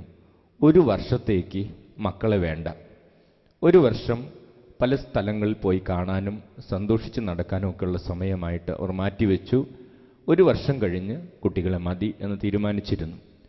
അങ്ങനെ അവർ രണ്ടുപേരും ജോലിക്കാരാണ്. അതുകൊണ്ട് അവധി കിട്ടുന്ന സമയത്തൊക്കെ യാത്രകൾ പോകാനുള്ള ഫ്ലൈറ്റ് ടിക്കറ്റുകളൊക്കെ അവർ ബുക്ക് ചെയ്ത് വെച്ചിരുന്നു. അങ്ങനെ ഒരു സമയം, അങ്ങനെ ഇവർ സന്തോഷത്തോടെ മുമ്പോട്ട് പോകുമ്പോൾ ഇവരുടെ വിവാഹം കഴിഞ്ഞ് ഒരു 3-4 മാസമായ സമയം ഇവളൊരു ദിവസം ഇവൾക്ക് ഛർദിയും അസ്വസ്ഥതകളൊക്കെ വന്ന് ശ്രദ്ധിച്ചപ്പോൾ മനസ്സിലായി ഇവൾ ഗർഭം ധരിച്ചിരിക്കുകയാണ്. അപ്പോൾ ഗർഭം ധരിച്ചിരിക്കുകയാണെന്ന് അറിഞ്ഞപ്പോൾ തന്നെ ഈ പെൺകുട്ടിക്ക് വലിയ അസ്വസ്ഥതയായി. അവൾ ചിന്തിച്ചത് മുഴുവനും, ഭർത്താവും ഞാനെടുത്ത തീരുമാനം 1 വർഷമായിരുന്നല്ലോ, ഇത് വലിയൊരു ശല്യമായി പോയല്ലോ, ഞങ്ങളുടെ യാത്രകളൊക്കെ മുടങ്ങുമല്ലോ, ഇത് എങ്ങനെയെങ്കിലും പോയിരുന്നെങ്കിൽ എന്നൊക്കെ ഇവളിങ്ങനെ ചിന്തിക്കാൻ തുടങ്ങി. അങ്ങനെ ഏതാനും ദിവസങ്ങൾ കടന്നുപോയി. ഒരു 3-4 ആഴ്ച കഴിഞ്ഞ് ഒരിക്കൽ ഡോക്ടറുടെ അടുത്ത് പോയി തിരിച്ചു വരുമ്പോൾ ഈ പെൺകുട്ടി അമ്മയോട് ഈ വിവരം പറഞ്ഞു. അമ്മ അവളോട് പറഞ്ഞു, മോളെ, ഈ ലോകത്തിൽ എത്രയോ ദമ്പതികളാണ് വർഷങ്ങൾ കാത്തിരുന്നിട്ടും ഒരു കുഞ്ഞിനെ കിട്ടാത്തത്. ദൈവം തന്ന സമ്മാനമല്ലേ, നിങ്ങൾ അത് സ്വീകരിക്കൂ. അത് കഴിഞ്ഞ് കുഞ്ഞിനെയൊക്കെ കിട്ടിക്കഴിയുമ്പോൾ നിങ്ങൾക്ക് യാത്ര പോയിക്കൂടെ എന്നൊക്കെ പറഞ്ഞ് ഉപദേശിച്ചു. അമ്മയുടെ ഉപദേശം അവൾ സ്വീകരിച്ചു. അങ്ങനെ ആദ്യത്തെ ഒരു 3-4 ആഴ്ചകൾക്ക് ശേഷം ഈ കുഞ്ഞിനെ കാത്തിരിക്കാനും അവളുടെ ആ കുഞ്ഞിൻ്റെ വരവിന് വേണ്ടി പ്രാർത്ഥിക്കാനൊക്കെ തുടങ്ങി. അങ്ങനെ അവർ കാത്തിരുന്ന സ്നേഹത്തോടെ അവർക്ക് ജനിച്ച കുഞ്ഞാണ് ഈ പെൺകുട്ടി. വളരെ മിടുക്കിയായിരുന്നു. കുഞ്ഞുനാളിലൊക്കെ എല്ലാവരുടെയും കണ്ണിലുണ്ണി, വീട്ടിലെല്ലാവർക്കും സന്തോഷം മാത്രം. 8ാം ക്ലാസ് മുതലാണ് ഇവളിൽ ഈ പ്രത്യേകതകൾ കടന്നു വരാൻ തുടങ്ങിയത്. സ്നേഹമുള്ളവരെ, 8ാം ക്ലാസ് 9ാം ക്ലാസ് പ്രായത്തിലാണ് ആന്തരിക മുറിവുകൾ ആക്റ്റീവായി തുടങ്ങുക, പ്രവർത്തിച്ചു തുടങ്ങുക. ഏതു മക്കളിലാണെങ്കിലും ചുരുക്കം ചിലരിൽ മാത്രമാണ് കുഞ്ഞുനാളിൽ തുടങ്ങി ചില കാര്യങ്ങൾ പ്രത്യക്ഷപ്പെട്ടു തുടങ്ങുക. കൂടുതൽ കുട്ടികളിലും 8ാം ക്ലാസ് 9ാം ക്ലാസ് പ്രായത്തിലാണ് ആന്തരിക മുറിവുകൾ പ്രവർത്തിച്ചു തുടങ്ങുക, ആക്റ്റീവായി തുടങ്ങുക. അപ്പോൾ അവർക്ക് അതുവരെ ഇല്ലാത്ത പല പ്രത്യേകതകളും അവർ കാണിച്ചു തുടങ്ങും. പല മാതാപിതാക്കളും പറയും, അച്ഛാ എത്ര നല്ല കുട്ടിയായിരുന്നു, പക്ഷെ ഇപ്പോൾ എന്താ സംഭവിച്ചെന്ന് അറിയുകയില്ല. എത്ര നല്ല അനുസരണമുള്ള കുട്ടിയായിരുന്നു, ഇപ്പോൾ എന്താ സംഭവിച്ചതെന്നറിയില്ല. കാരണം ഈ ആന്തരിക മുറിവുകൾ ആക്റ്റീവായി തുടങ്ങുന്നത്, ഈ മനസ്സിൻ്റെ മുറിവുകൾ ആക്റ്റീവായി തുടങ്ങുന്നത് ഈ പ്രായത്തിലാണ്. നമ്മൾ അന്ന് മുതൽ ഈ കുട്ടിയുടെ ഒരു പ്രത്യേകത ഇതാണ്, അവൾക്ക് ഇങ്ങനൊരു ചിന്തയുണ്ടാകും, എന്നെ ആർക്കും വേണ്ട, എന്നെ ആർക്കും വേണ്ട. അപ്പോൾ അവൾക്ക് വീടിന് പുറത്തുള്ള ആരെങ്കിലും സ്നേഹം കാണിച്ചാൽ അവരോട് വലിയ അടുപ്പം തോന്നും, അവരുമായിട്ട് അടുപ്പത്തിലാകും. അങ്ങനെയാണ് ഈ പ്രതിസന്ധി അവരുടെ ജീവിതത്തിലേക്ക് കടന്നു വന്നത്. സ്നേഹമുള്ളവരെ, കാര്യങ്ങളൊക്കെ വ്യക്തമായി ആ കുട്ടിയോട് അത്യാവശ്യം പറഞ്ഞു കൊടുക്കാൻ സാധിക്കുന്ന പറഞ്ഞു കൊടുത്ത് സൗഖ്യത്തിന് വേണ്ടി പ്രാർത്ഥിക്കാൻ പറഞ്ഞു. അവളുടെ അമ്മ ആ മേഖല അനുദപിച്ച് ഈശോയോട് പ്രാർത്ഥിച്ചു. ഒരു ധ്യാനം കഴിഞ്ഞ് അവർ പോയില്ല, കാരണം അത്രയും തകർന്ന് നിൽക്കുകയായിരുന്നു അവരുടെ കുടുംബം. 2ാമത്തെ ധ്യാനവും കൂടി കഴിഞ്ഞു. 2ാമത്തെ ധ്യാനം കഴിഞ്ഞ് പോകുന്നതിന് മുമ്പ് ആ പെൺകുട്ടി അമ്മയോടും അപ്പച്ചനോടും പറഞ്ഞു, എൻ്റെ ഭാഗത്ത് ഇനി ഇങ്ങനത്തെ തെറ്റുകൾ ഉണ്ടാവുകയില്ല. ഞാൻ അങ്ങനെ ഇനി ചെയ്താൽ എൻ്റെ ആഗ്രഹം നടപ്പിലാവില്ല എന്നെനിക്ക് മനസ്സിലായി. അവൾക്കൊരു ഡോക്ടർ ആകണമെന്നാണ് ആഗ്രഹം. അവൾ പറഞ്ഞു, ഞാൻ ഇങ്ങനെയൊക്കെയാണ് മുമ്പോട്ട് പോകുന്നതെങ്കിൽ എനിക്ക് ഒരു ഡോക്ടർ ആകാനോ എൻ്റെ ലക്ഷ്യത്തിലെത്തിച്ചേരാനോ സാധിക്കുകയില്ല. ഇനി എൻ്റെ ഭാഗത്തുനിന്ന് ഇങ്ങനെ ഒരു വീഴ്ച ഉണ്ടാവുകയില്ല എന്നൊക്കെ പറഞ്ഞ് സന്തുഷ്ടത്തോടെ ആ കുടുംബം ഇവിടെ നിന്ന് പോയി. പല കുട്ടികളും തെറ്റായ സ്നേഹബന്ധങ്ങളിലേക്കും പല മേഖലകളിലേക്കൊക്കെ പോകുമ്പോൾ നമ്മൾ കുറേ ഉപദേശിക്കുകയും വഴിതിരുത്തി അവരെ തിരുത്താനൊക്കെ പരിശ്രമിക്കുകയും ചെയ്യുമ്പോൾ പലപ്പോഴും അത് ഇഫക്റ്റീവ് ആകാതെ പോകുന്നത് പലരും അവരുടെ ആന്തരിക മുറിവുകൾ ആക്റ്റീവ് ആകുമ്പോഴാണ് വഴിമാറിപ്പോകുന്നത്. പ്രൈസ് ദി ലോർഡ്, ഹല്ലേലൂയ എന്നൊക്കെ പറഞ്ഞ് ഹല്ലേലൂയ, യേശുവേ നന്ദി, യേശുവേ സ്തോത്രം, ഹല്ലേലൂയ. നമ്മൾ സ്നേഹമുള്ളവരെ, ഇങ്ങനെ ഈ അബോധ തലങ്ങളിൽ കിട്ടിയിട്ടുള്ള അനുഭവങ്ങൾ വളരെ പ്രധാനപ്പെട്ടതാണ്. ഇപ്പോൾ ആ പെൺകുട്ടിയോട് നമ്മൾ എന്തുമാത്രം തലകുത്തി ചോദിച്ചാലും അവൾക്കതിൻ്റെ കാരണം പറയാൻ സാധിക്കുകയില്ല. അവളുടെ അമ്മയ്ക്കാണ് അതറിയത്തില്ലായിരുന്നു പറഞ്ഞു കൊടുത്തപ്പോൾ അതിൻ്റെ കാരണം കണ്ടെത്താൻ സാധിച്ചത്. എന്നാൽ നമ്മുടെ അബോധ തലങ്ങളിലും ഇതുപോലെ ചില മുറിവുകൾ കിടപ്പുണ്ടാകാം, അത് നമ്മളെ സ്വാധീനിക്കുന്നുണ്ടാകാം. നമുക്കെല്ലാം കണ്ടെത്താൻ സാധിക്കണമെന്നില്ല. നമുക്ക് ചെയ്യാൻ സാധിക്കുന്ന കാര്യം ഇതാണ്, നമ്മുടെ ഈ നിമിഷങ്ങൾ നമുക്ക് നമ്മുടെ അപ്പച്ചൻ്റെയും അമ്മയുടെ അരികിൽ ചെന്ന് ചോദിക്കാൻ ഒക്കത്തില്ല, നിങ്ങൾ സ്നേഹം പങ്കിട്ടത് എങ്ങനെയാണ്, ഒരുങ്ങിയായിരുന്നോ, അല്ലെങ്കിൽ കള്ള് കുടിച്ചിരുന്നോ, മോശമായ ചിത്രം കണ്ടിരുന്നോ എന്നൊന്നും നമുക്ക് ചോദിക്കാൻ ഒക്കത്തില്ല. പക്ഷേ നമുക്കൊരു കാര്യം ചെയ്യാം, നമ്മളായിട്ട് തുടങ്ങി വയ്ക്കാത്ത പ്രത്യേകതകൾ നമുക്കുണ്ട്, മനസ്സിൻ്റെ ചാച്ചിലുകളുണ്ട്, നിയന്ത്രിക്കാനാകാത്ത ചില ദാഹങ്ങളുണ്ട്. അതിൽ നിന്ന് നമുക്ക് ഊഹിക്കാം, എൻ്റെ ജനന സമയത്ത് സൗഖ്യം കിട്ടേണ്ട എന്തൊക്കെയോ സംഭവിച്ചിട്ടുണ്ടെന്ന്. എൻ്റെ ഇന്നത്തെ പ്രത്യേകതകളിൽ നിന്ന്, ഞാനായിട്ട് തുടങ്ങി വയ്ക്കാത്ത എൻ്റെ താല്പര്യങ്ങളിൽ നിന്ന്, മനസ്സിൻ്റെ ചാച്ചിലുകളിൽ നിന്ന്, നിയന്ത്രിക്കാനാകാത്ത ചില ദാഹങ്ങളിൽ നിന്ന് നമുക്ക് ഊഹിച്ചെടുക്കാൻ സാധിക്കും, എൻ്റെ ജനന സമയത്ത് എന്തൊക്കെയോ സുഖപ്പെടേണ്ട കാര്യങ്ങൾ സംഭവിച്ചിട്ടുണ്ട്. അത് കർത്താവിന് സമർപ്പിച്ച് ആ മേഖലയിലേക്ക് ഈശോയെ ക്ഷണിച്ച് നമ്മൾ പത്രോസ് പഴയ തീയുടെ അരികിലേക്ക് കർത്താവ് കൊണ്ടുപോയതുപോലെ പഴയ സാഹചര്യങ്ങളിലേക്ക് നമ്മൾ പോയി അവിടെ യേശുവിനെ ക്ഷണിച്ച് സൗഖ്യത്തിന് വേണ്ടി പ്രാർത്ഥിച്ചാൽ നമുക്ക് സൗഖ്യമുള്ളവരായി മാറാൻ സാധിക്കും. പ്രൈസ് ദി ലോർഡ്, ഹല്ലേലൂയ, യേശുവേ നന്ദി, യേശുവേ സ്തോത്രം. ഹെബ്രായ ലേഖനത്തിൽ 13-ാം അധ്യായം 8-ാം തിരുവചനം, ഹീബ്രൂസ് 13:8, അവിടെ വചനം നമ്മളിങ്ങനെ വായിക്കുന്നു, യേശുക്രിസ്തു ഇന്നലെയും ഇന്നും എന്നും ഒരുവൻ തന്നെയാണ്. അതെ, യേശുക്രിസ്തുവിന് എൻ്റെ ഇന്നലകളിലേക്ക് വരാനാകും. എൻ്റെ ഇന്നലകളിൽ എന്തൊക്കെയാണ് സംഭവിച്ചിട്ടുള്ളതെന്ന് യേശുക്രിസ്തുവിന് അറിയാം. യേശുക്രിസ്തുവിന് അവിടെ കടന്നു വരാനും നമ്മളെ സുഖപ്പെടുത്തുവാനും സാധിക്കും. അതോടൊപ്പം ഹെബ്രായർക്ക് എഴുതിയ ലേഖനം 9-ാം അധ്യായം 14-ാം തിരുവചനം, നമ്മുടെ അന്ധകരണത്തെ അതിൻ്റെ നിർജീവ പ്രവൃത്തികളിൽ നിന്ന് മോചിപ്പിക്കുവാൻ ക്രിസ്തുവിൻ്റെ രക്തം എത്ര അധികമായി മതിയാവുകയില്ല. അതെ, നമ്മുടെ മനസ്സിൻ്റെ മുറിവുകളെ അതിൽ നിന്ന് സുഖപ്പെടുത്തുവാൻ യേശുവിൻ്റെ രക്തം എത്ര അധികമായി മതിയാവുകയില്ല എന്ന് കർത്താവിൻ്റെ വചനം നമ്മളെ പഠിപ്പിക്കുകയാണ്. Price the Lord. ഹല്ലേലൂയ. യേശുവേ നന്ദി, യേശുവേ സ്തോത്രം. അപ്പോൾ നമ്മൾ എത്ര മുറിവുള്ളവരാണെങ്കിലും ആ മുറിവുകളിലേക്ക് യേശുവിനെ ക്ഷണിച്ച് യേശുവിൻ്റെ തിരിച്ചോരയാൽ കഴുകിയാൽ നമുക്ക് സൗഖ്യത്തിലേക്ക് കടന്നു വരുവാൻ സാധിക്കും. അപ്പോൾ സ്നേഹമുള്ളവർ, അമ്മയുടെ ഉദരത്തിൽ വരെയായി നമ്മൾ അതിനെക്കുറിച്ച് ചിന്തിച്ചു. ഇനി അടുത്തതായിട്ട് വളരെ പ്രധാനപ്പെട്ടൊരു മേഖല ഇതാണ്. അമ്മയുടെ ഉദരത്തിൽ നിന്ന് ഈ ലോകത്തിലേക്ക് കടന്നു വരുന്ന സമയം. ആ സമയത്ത് പല കുട്ടികൾക്കും ലഭിക്കാനുള്ള ഒരു മുറിവിതാണ്. ചില കുടുംബങ്ങളിൽ ഒരു ആൺകുട്ടിയെ പ്രതീക്ഷിച്ചിരിക്കുകയായിരിക്കും. ആൺകുട്ടിയെ പ്രതീക്ഷിച്ചു കൊണ്ടിരിക്കുമ്പോൾ വീണ്ടും ഒരു പെൺകുട്ടി ജനിക്കുക. അല്ലെങ്കിൽ ചില കുടുംബങ്ങളിൽ ഒരു പെൺകുട്ടിയെ പ്രതീക്ഷിച്ചു കൊണ്ടിരിക്കുകയായിരിക്കും. ആ കുടുംബങ്ങളിൽ വീണ്ടും ഒരു ആൺകുട്ടി ജനിക്കുക. അങ്ങനെ ഒരു കുഞ്ഞ് ജനിക്കുമ്പോൾ ആ മാതാപിതാക്കൾ ആ കുഞ്ഞിനെ സ്വീകരിക്കുമ്പോൾ കരങ്ങൾ നീട്ടി സ്വീകരിച്ചാലും അവരുടെ മുഖത്ത് സന്തോഷമുണ്ടാകണമെന്നില്ല. സ്പർശനങ്ങളിൽ വേണ്ടത്ര സന്തോഷവും സ്നേഹവും ഉണ്ടാകണമെന്നില്ല. അത് കുട്ടികൾക്ക് മുറിവുണ്ടാകുന്ന വളരെ പ്രധാനപ്പെട്ട ഒരു സമയമാണ്.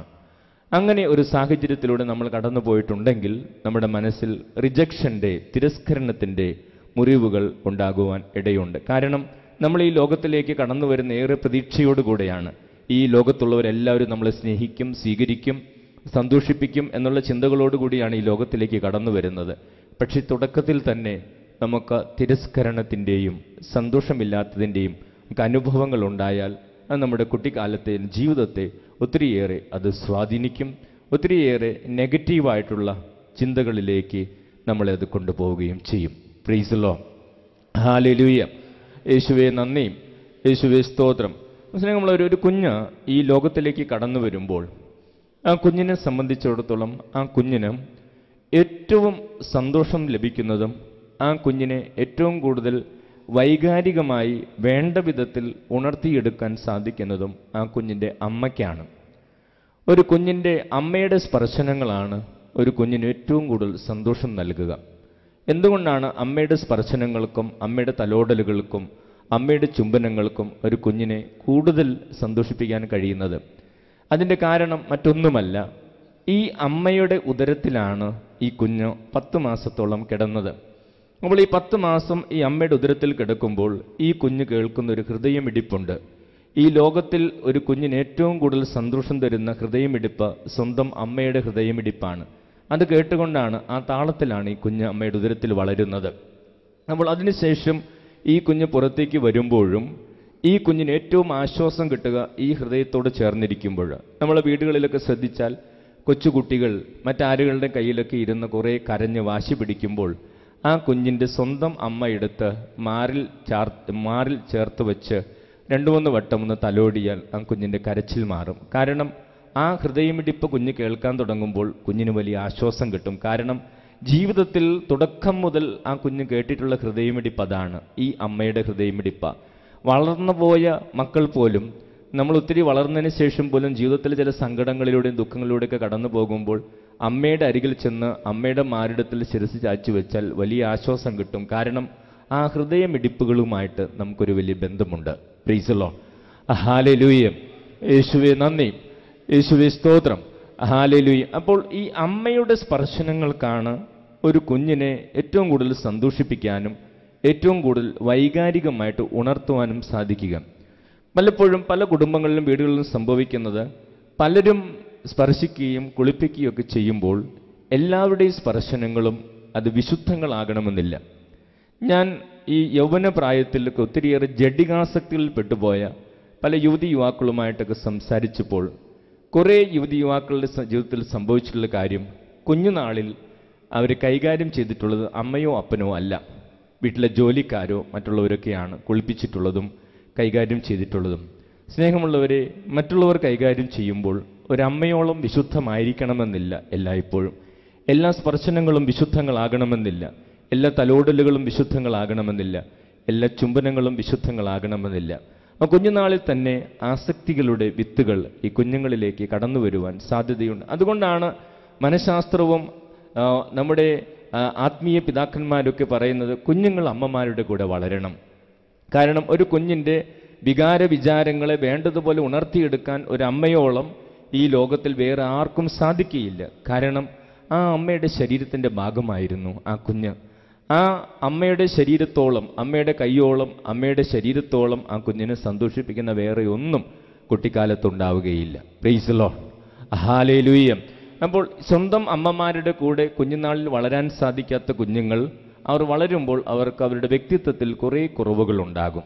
വേറെ എന്തൊക്കെ നമ്മൾ ചെയ്തു കൊടുത്താലും സ്വന്തം അമ്മയുടെ കൂടെ വളരാൻ സാധിക്കാത്ത കുഞ്ഞുങ്ങൾക്ക് അവർ വളർന്നു വരുമ്പോൾ അതിൻ്റെ പോരായ്മകളും പ്രത്യേകതകളും കാണിക്കും. കാരണം അമ്മയ്ക്ക് പകരം വേറെ ആരെയും വയ്ക്കാൻ നമുക്ക് സാധിക്കുകയില്ല. പ്രൈസ് ദി ലോർഡ്, ഹല്ലേലൂയ. അപ്പോൾ സ്നേഹമുള്ളവർ, ഈ കുഞ്ഞുനാളിലെ സ്പർശനങ്ങൾക്കും നോട്ടങ്ങൾക്കും എല്ലാം ഏറെ പ്രത്യേകതകളുണ്ട്. ഈ നോട്ടങ്ങളിൽ സ്നേഹമില്ലെങ്കിൽ കുഞ്ഞുങ്ങൾക്ക് അത് തിരിച്ചറിയാൻ സാധിക്കും. കണ്ണുകൾക്ക് ഭാഷയുണ്ട്. ഞാൻ ഏതാനും വർഷങ്ങൾക്ക് മുമ്പ് ഒരു പുസ്തകം വായിച്ചപ്പോൾ ആ പുസ്തകത്തെക്കുറിച്ച് ഞാൻ വായിച്ചത്, ആ പുസ്തകത്തിൽ പറഞ്ഞിരിക്കുന്ന വ്യക്തി ജീൻ ഡൊമിനിക് ബോബി എന്ന് പറയുന്ന ഒരു വ്യക്തിയെക്കുറിച്ചാണ്. ഈ ഡൊമിനിക് ബോബി അദ്ദേഹം വളരെ പ്രസിദ്ധമായ ഒരു ഫാഷൻ മാഗസിൻ്റെ എഡിറ്ററായിരുന്നു. ഫാഷൻ മാഗസിൻ്റെ പേര് എൽ എന്നാണ്, ELL എൽ എന്നാണ് ഈ ഫാഷൻ മാഗസിൻ്റെ പേര്. 22ഓളം രാജ്യങ്ങളിൽ പോയിക്കൊണ്ടിരിക്കുന്ന ഒരു മാഗസിനാണ്. അതിൻ്റെ വളരെ പ്രശസ്തനായിട്ടുള്ള എഡിറ്ററാണ് ഈ ജീൻ ഡൊമിനിക് ബോബി. അദ്ദേഹത്തിൻ്റെ 40 വയസ്സൊക്കെ കഴിഞ്ഞ സമയം പെട്ടെന്ന് അദ്ദേഹത്തിന് തലച്ചോറ് സംബന്ധമായ ഒരു അസുഖം വന്നു. അദ്ദേഹത്തിൻ്റെ ശരീരം മുഴുവൻ തളർന്നുപോയി. അദ്ദേഹത്തിൻ്റെ ശരീരം മുഴുവൻ പെട്ടെന്നൊരു ദിവസം തളർന്നുപോയി. അദ്ദേഹത്തിൻ്റെ ശരീരത്തിൽ അദ്ദേഹത്തിന് ചലിപ്പിക്കാൻ കഴിയുന്ന ഒരേ ഒരു ഭാഗം അദ്ദേഹത്തിൻ്റെ വലത് കണ്ണും അതിൻ്റെ കൺപീലികളും മാത്രം. അങ്ങനെ അദ്ദേഹം ഇങ്ങനെ ആശുപത്രിയിൽ കിടക്കുന്നു. അദ്ദേഹത്തെ ചികിത്സിച്ചു കൊണ്ടിരിക്കുന്ന ഡോക്ടേഴ്സിന് തോന്നി അദ്ദേഹം എന്തോ സംസാരിക്കുകയാണ്, കണ്ണുകൾ ചലിപ്പിച്ച്. അങ്ങനെ കണ്ണിൻ്റെ ഭാഷ അറിയാവുന്നവരെ വരുത്തി. അവർ വന്നപ്പോൾ അവർ പറഞ്ഞു, സത്യമാണ്, ഈ ഡൊമിനിക് ബോബി സംസാരിച്ചു കൊണ്ടിരിക്കുകയാണ്, കണ്ണ് ചലിപ്പിച്ചുകൊണ്ട് അദ്ദേഹം സംസാരിച്ചു കൊണ്ടിരിക്കുകയാണ്. അദ്ദേഹം തൻ്റെ കഴിഞ്ഞ കാലവും വരാനിരിക്കുന്ന ജീവിതത്തിൻ്റെ സ്വപ്നങ്ങളുമൊക്കെ പങ്കുവച്ചു. അങ്ങനെ ആശുപത്രിയിലെ ചികിത്സയൊക്കെ കഴിഞ്ഞ് അദ്ദേഹത്തെ വീട്ടിലേക്ക് മാറ്റി. തളർന്നു കിടക്കുകയാണ്. ഒരു സഹായിയെ നൽകി, കണ്ണുകളുടെ ഭാഷ അറിയാവുന്ന ഒരു സഹായിയെ നൽകി. അങ്ങനെ ഈ സഹായിയോടൊത്തുള്ള ആ കുടുംബത്തിലെ ജീവിതത്തിൽ അദ്ദേഹം എല്ലാ ദിവസവും കുറേ നേരം ഈ സഹായിയോട് സംസാരിക്കും. അങ്ങനെ ഏതാനും നാളുകൾ കഴിഞ്ഞപ്പോൾ അദ്ദേഹം ഈ ലോകത്തെ ഞെട്ടിച്ചുകൊണ്ട് ഒരു വലിയ കാര്യം ചെയ്തു. അദ്ദേഹം വലിയൊരു പുസ്തകം എഴുതി. ആ പുസ്തകത്തിൻ്റെ പേരിതായിരുന്നു the diving bell and butterfly. The diving bell and butterfly എന്ന ഈ പുസ്തകം അദ്ദേഹം എഴുതിയത് മുഴുവൻ അദ്ദേഹത്തിൻ്റെ കണ്ണ് ചലിപ്പിച്ചാണ്, കൺപീലികൾ ചലിപ്പിച്ചാണ്.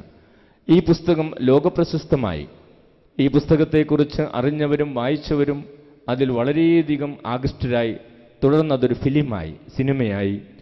സിനിമയുടെ പേരും ഇത് തന്നെയാണ്, the diving bell and butterfly. ഒത്തിരിയേറെ അവാർഡുകൾ വാങ്ങിക്കൂട്ടിയൊരു ഫിലിമായിരുന്നു. സ്നേഹമുള്ളവരെ, ഈ പുസ്തകം മുഴുവൻ ഇദ്ദേഹം എഴുതിയത് കണ്ണുപയോഗിച്ചാണ്, കൺപീലികൾ ചലിപ്പിച്ചാണ്. ഞാൻ അദ്ദേഹത്തെക്കുറിച്ച് ഇൻ്റർനെറ്റ് ഉപയോഗിച്ച് പരിചയമുള്ളവർ ഗൂഗിളിൽ സെർച്ച് ചെയ്താൽ അദ്ദേഹത്തെക്കുറിച്ച് വിവരങ്ങൾ കിട്ടും. ഗൂഗിളിൽ നിങ്ങൾ ഡൊമിനിക് ബോബി എന്നോ ജീൻ ഡൊമിനിക് ബോബി എന്നോ the diving bell and butterfly എന്നോ അടിച്ച് സെർച്ച് ചെയ്താൽ നിങ്ങൾക്ക് അയാളെക്കുറിച്ചും അദ്ദേഹത്തിൻ്റെ പുസ്തകത്തെക്കുറിച്ചും സഹായിയെക്കുറിച്ചുള്ള ചിത്രങ്ങളും വിവരങ്ങളും ലഭിക്കും. ഞാൻ അദ്ദേഹത്തെക്കുറിച്ച് അറിഞ്ഞപ്പോൾ എനിക്ക് കൂടുതൽ അറിയാൻ താല്പര്യമുണ്ടായി. ഞാനപ്പോൾ അത് നെറ്റിൽ വായിക്കുകയുണ്ടായി. അപ്പോൾ അതിൽ എഴുതിയിരിക്കുകയാണ്, ഇദ്ദേഹം ഈ പുസ്തകം ഏതാനും ചില കാര്യങ്ങൾ മാത്രം പറഞ്ഞു കൊടുക്കുകയൊന്നുമല്ല ചെയ്തത്, എല്ലാ കാര്യങ്ങളും കണ്ണ് ചലിപ്പിച്ച് അദ്ദേഹം പറഞ്ഞു കൊടുത്തത്. അപ്പോൾ ഇദ്ദേഹം ഒരു എഡിറ്റർ ആയതുകൊണ്ട്, ഒരു മാഗസിൻ്റെ എഡിറ്റർ ആയതുകൊണ്ട് ഇതിൻ്റെ എഡിറ്റിംഗ് അദ്ദേഹം തന്നെ ചെയ്തത്. അതിൽ അദ്ദേഹം ഇതിൻ്റെ എഡിറ്റിംഗ് ചെയ്തതിനെക്കുറിച്ച് എഴുതിയിട്ടുണ്ട്. ആ പുസ്തകത്തിൽ ഇപ്പോൾ ബൈബിൾ എന്നൊരു വാക്കുണ്ടെങ്കിൽ അദ്ദേഹം അത് എഡിറ്റ് ചെയ്തപ്പോൾ ചെയ്ത ഒരു കാര്യം, കണ്ണ് ചലിപ്പിച്ച് ഓരോ വാക്കും പറയും. അതായത് ബൈബിൾ എന്ന് പറയുമ്പോൾ അദ്ദേഹം ആദ്യം ബി എന്ന് പറയും, പിന്നെ ഐ എന്ന് പറയും, ബി എന്ന് പറയും, എൽ എന്ന് പറയും, ഇ എന്ന് പറയും. അങ്ങനെ ഓരോ വാക്കും കണ്ണ് ചലിപ്പിച്ച് പറഞ്ഞാണ് ഈ പുസ്തകം അദ്ദേഹം എഡിറ്റ് ചെയ്തത്. അങ്ങനെയാണ് ഈ പുസ്തകം ഇത്രയും ലോകപ്രശസ്തമായി തീർന്നത്. ശരീരം മുഴുവൻ തളർന്നു കിടക്കുമ്പോൾ ഒരു കണ്ണ് മാത്രം ചലിപ്പിക്കാൻ കഴിയുമ്പോൾ ഈ പുസ്തകം എഴുതി ലോകത്തെ ഞെട്ടിച്ച മനുഷ്യനാണ് പ്രശസ്തനായ ജീൻ ഡൊമിനിക് ബോബി. അദ്ദേഹത്തെക്കുറിച്ച് വായിച്ചപ്പോൾ എനിക്ക് അദ്ദേഹത്തോട് വലിയ ആദരവ് തോന്നി. കാരണം നമുക്കൊരു തലവേദന വരുമ്പോഴേക്കും ആകെ തളർന്നു എന്ന് പറഞ്ഞ് കിടക്കുന്നവരാണ് നമ്മൾ. അല്ലെങ്കിൽ ഒരു വയറുവേദനയും കാലുവേദനയും വരുമ്പോഴേക്കും ഞാനാകെ വയ്യാതെയായി എന്ന് പറഞ്ഞ് നമ്മൾ കിടക്കുമ്പോൾ ഈ ഒരു മനുഷ്യനെക്കുറിച്ച് ചിന്തിച്ചു നോക്കുക.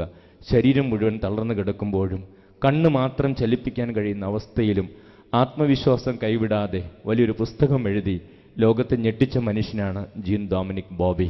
സ്നേഹമുള്ളവർ, അദ്ദേഹം ഇത് മുഴുവൻ ചെയ്തത് കണ്ണുപയോഗിച്ചാണ്, കൺപീലികൾ ഉപയോഗിച്ചാണ്. അപ്പോൾ അദ്ദേഹത്തെക്കുറിച്ച് വായിച്ചപ്പോൾ എനിക്ക് മനസ്സിലായ കാര്യം ഇതാണ്: കണ്ണുകൾക്ക് ഭാഷയുണ്ട്, കൺപീലികൾക്ക് ഭാഷയുണ്ട്. മറ്റു ഭാഷകൾ പഠിക്കുന്നത് വരെ ഏറ്റവും കൂടുതൽ ഈ ഭാഷ നമ്മൾ മനസ്സിലാക്കും. അപ്പോൾ കുഞ്ഞുങ്ങളെ സംബന്ധിച്ചിടത്തോളം അവർ മറ്റ് സംസാര ഭാഷകൾ മനസ്സിലാക്കുന്നതിന് മുമ്പ് അവരെ വളരെ സ്വാധീനിക്കുന്നത് ഇങ്ങനെയുള്ള ഭാഷകളാണ്. സ്പർശനത്തിൻ്റെയും കണ്ണുകളുടെ ഭാഷയും ഒക്കെയാണ്, ശബ്ദത്തിൻ്റെയും ഭാഷയാണ്. നമ്മൾ കുഞ്ഞുങ്ങൾക്ക് മനസ്സിലാക്കാൻ സാധിക്കും.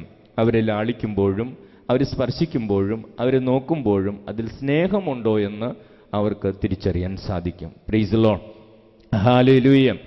യേശുവേ നന്ദി, യേശുവേ സ്തോത്രം. അപ്പോൾ സ്നേഹമുള്ളവരെ, നമ്മുടെ കുട്ടിക്കാലത്തെ അനുഭവങ്ങൾ വളരെ പ്രധാനപ്പെട്ടതാണ്. ആ മേഖലകളിൽ നമുക്ക് എന്തൊക്കെയാണ് കിട്ടിയിട്ടുള്ളത് എന്ന് നമുക്കറിഞ്ഞുകൂടാ.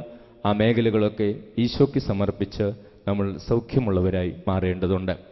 തുടർന്ന് ഇനിയുള്ള സമയം എനിക്ക് പറയാനുള്ളത് നമ്മുടെ ബോധതലങ്ങളിലുള്ള ചില ദുഃഖങ്ങളെക്കുറിച്ചും വേദനകളെക്കുറിച്ചുമാണ്. ആ മേഖലകളിലും നമുക്ക് സൗഖ്യം ആവശ്യമാണ്.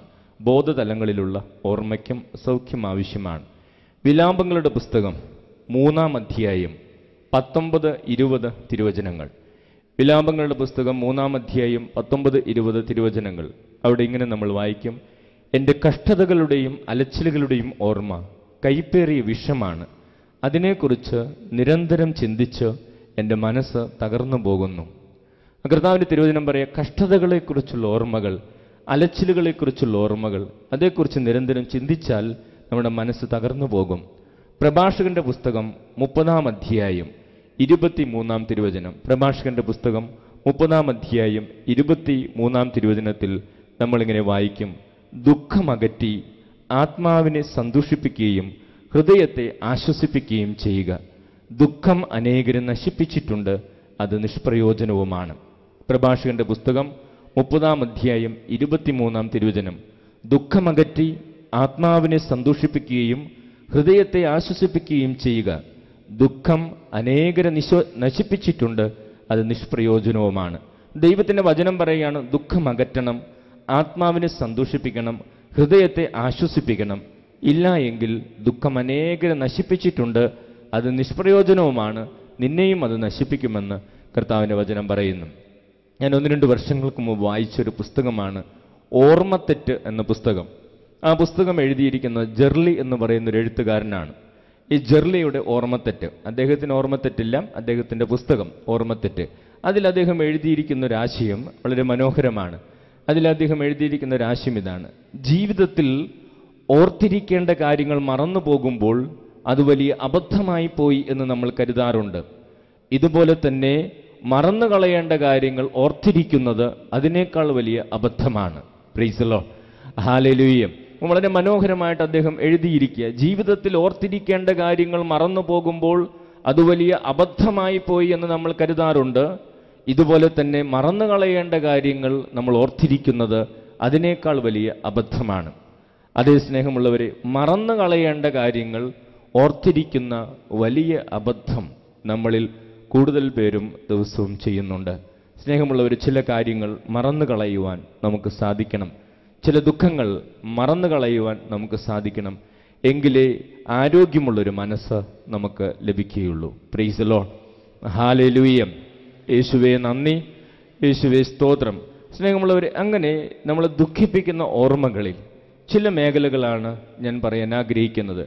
ഒന്ന്, നമ്മളെ വേദനിപ്പിക്കുന്ന കാര്യം മറ്റുള്ളവർ നമ്മളെക്കുറിച്ച് പറഞ്ഞതും അല്ലെങ്കിൽ അവരുടെ മുറിവേൽപ്പിക്കുന്ന വാക്കുകൾ. മറ്റുള്ളവരിൽ നമ്മൾ കേട്ടിട്ടുള്ള മുറിവേൽപ്പിക്കുന്ന വാക്കുകൾ നമ്മൾ ഒത്തിരിയേറെ അസ്വസ്ഥപ്പെടുത്താം. അതുതന്നെ നമ്മൾ ചിന്തിച്ചു കൊണ്ടിരിക്കാം. എത്ര പ്രായം വന്നാലും ചെറുപ്പത്തിൽ സംഭവിച്ച കാര്യങ്ങൾ നമ്മൾ വീണ്ടും വീണ്ടും ആലോചിച്ചു കൊണ്ടിരിക്കാം. ഇവിടെ ഒരിക്കൽ ഒരു ധ്യാനത്തിനിടയിൽ ഞാനിങ്ങനെ ക്ലാസ് എടുത്തുകൊണ്ടിരുന്ന സമയം, ആ ഞായറാഴ്ച ദിവസം പരിശുദ്ധ കുർബാനയുടെ സമയമാണ്. കുർബാനയ്ക്കിടയിൽ ഞാനൊരു ക്ലാസ് എടുത്ത് ഞാനൊരു കുരങ്ങൻ്റെ കഥ ഇടയ്ക്ക് പറയാറുണ്ട് ഇവിടെ. ആ കുരങ്ങൻ്റെ കഥ ഞാൻ പറഞ്ഞു. ഈ കുരങ്ങൻ്റെ കഥ പറഞ്ഞപ്പോൾ 4-5 വർഷം മുമ്പാണ്.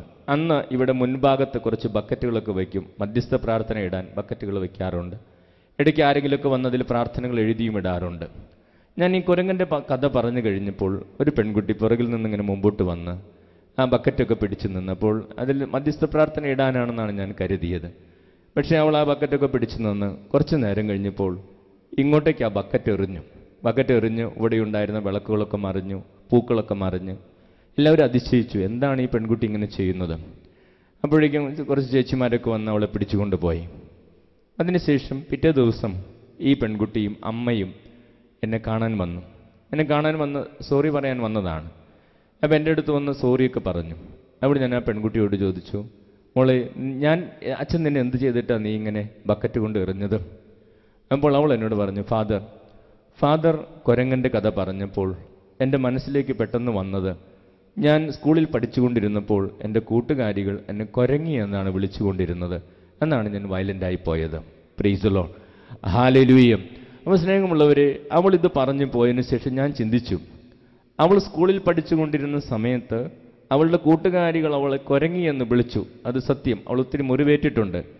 പക്ഷേ വർഷങ്ങൾക്ക് ശേഷം ഞാനിന്നൊരു കുരങ്ങൻ്റെ കഥ പറഞ്ഞാൽ പോലും അവൾ വയലൻ്റ് ആകും. അത്രമാത്രം അവളെ അത് സ്വാധീനിക്കുന്നു. അപ്പം നമ്മുടെ ജീവിതത്തിലേക്ക് പല അനുഭവങ്ങളും, കുടുംബത്തിലേക്ക് അനുഭവങ്ങൾ അങ്ങനെ നമ്മൾ ചില കാര്യങ്ങൾ വീട്ടിൽ പറയുമ്പോൾ നമ്മൾ വിചാരിക്കും, എന്തിനാ ഈ പറഞ്ഞതിന് ഇത്രയും കിടന്ന് തുള്ളുന്നത്? പലരും പറയാറുണ്ട്, എന്തിനാ ഞാൻ ഈ കാര്യം പറഞ്ഞതിന് ഇത്രയും കിടന്ന് തുള്ളുന്നത്? ഇത്രമാത്രം തുള്ളാൻ ഞാനൊന്നും പറഞ്ഞില്ലല്ലോ എന്ന് നമ്മൾ ചിന്തിക്കും. പലരും വയലൻ്റ് ആകുന്നത് അവരുടെ മുൻ അനുഭവങ്ങൾ വെച്ചിട്ടാണ്.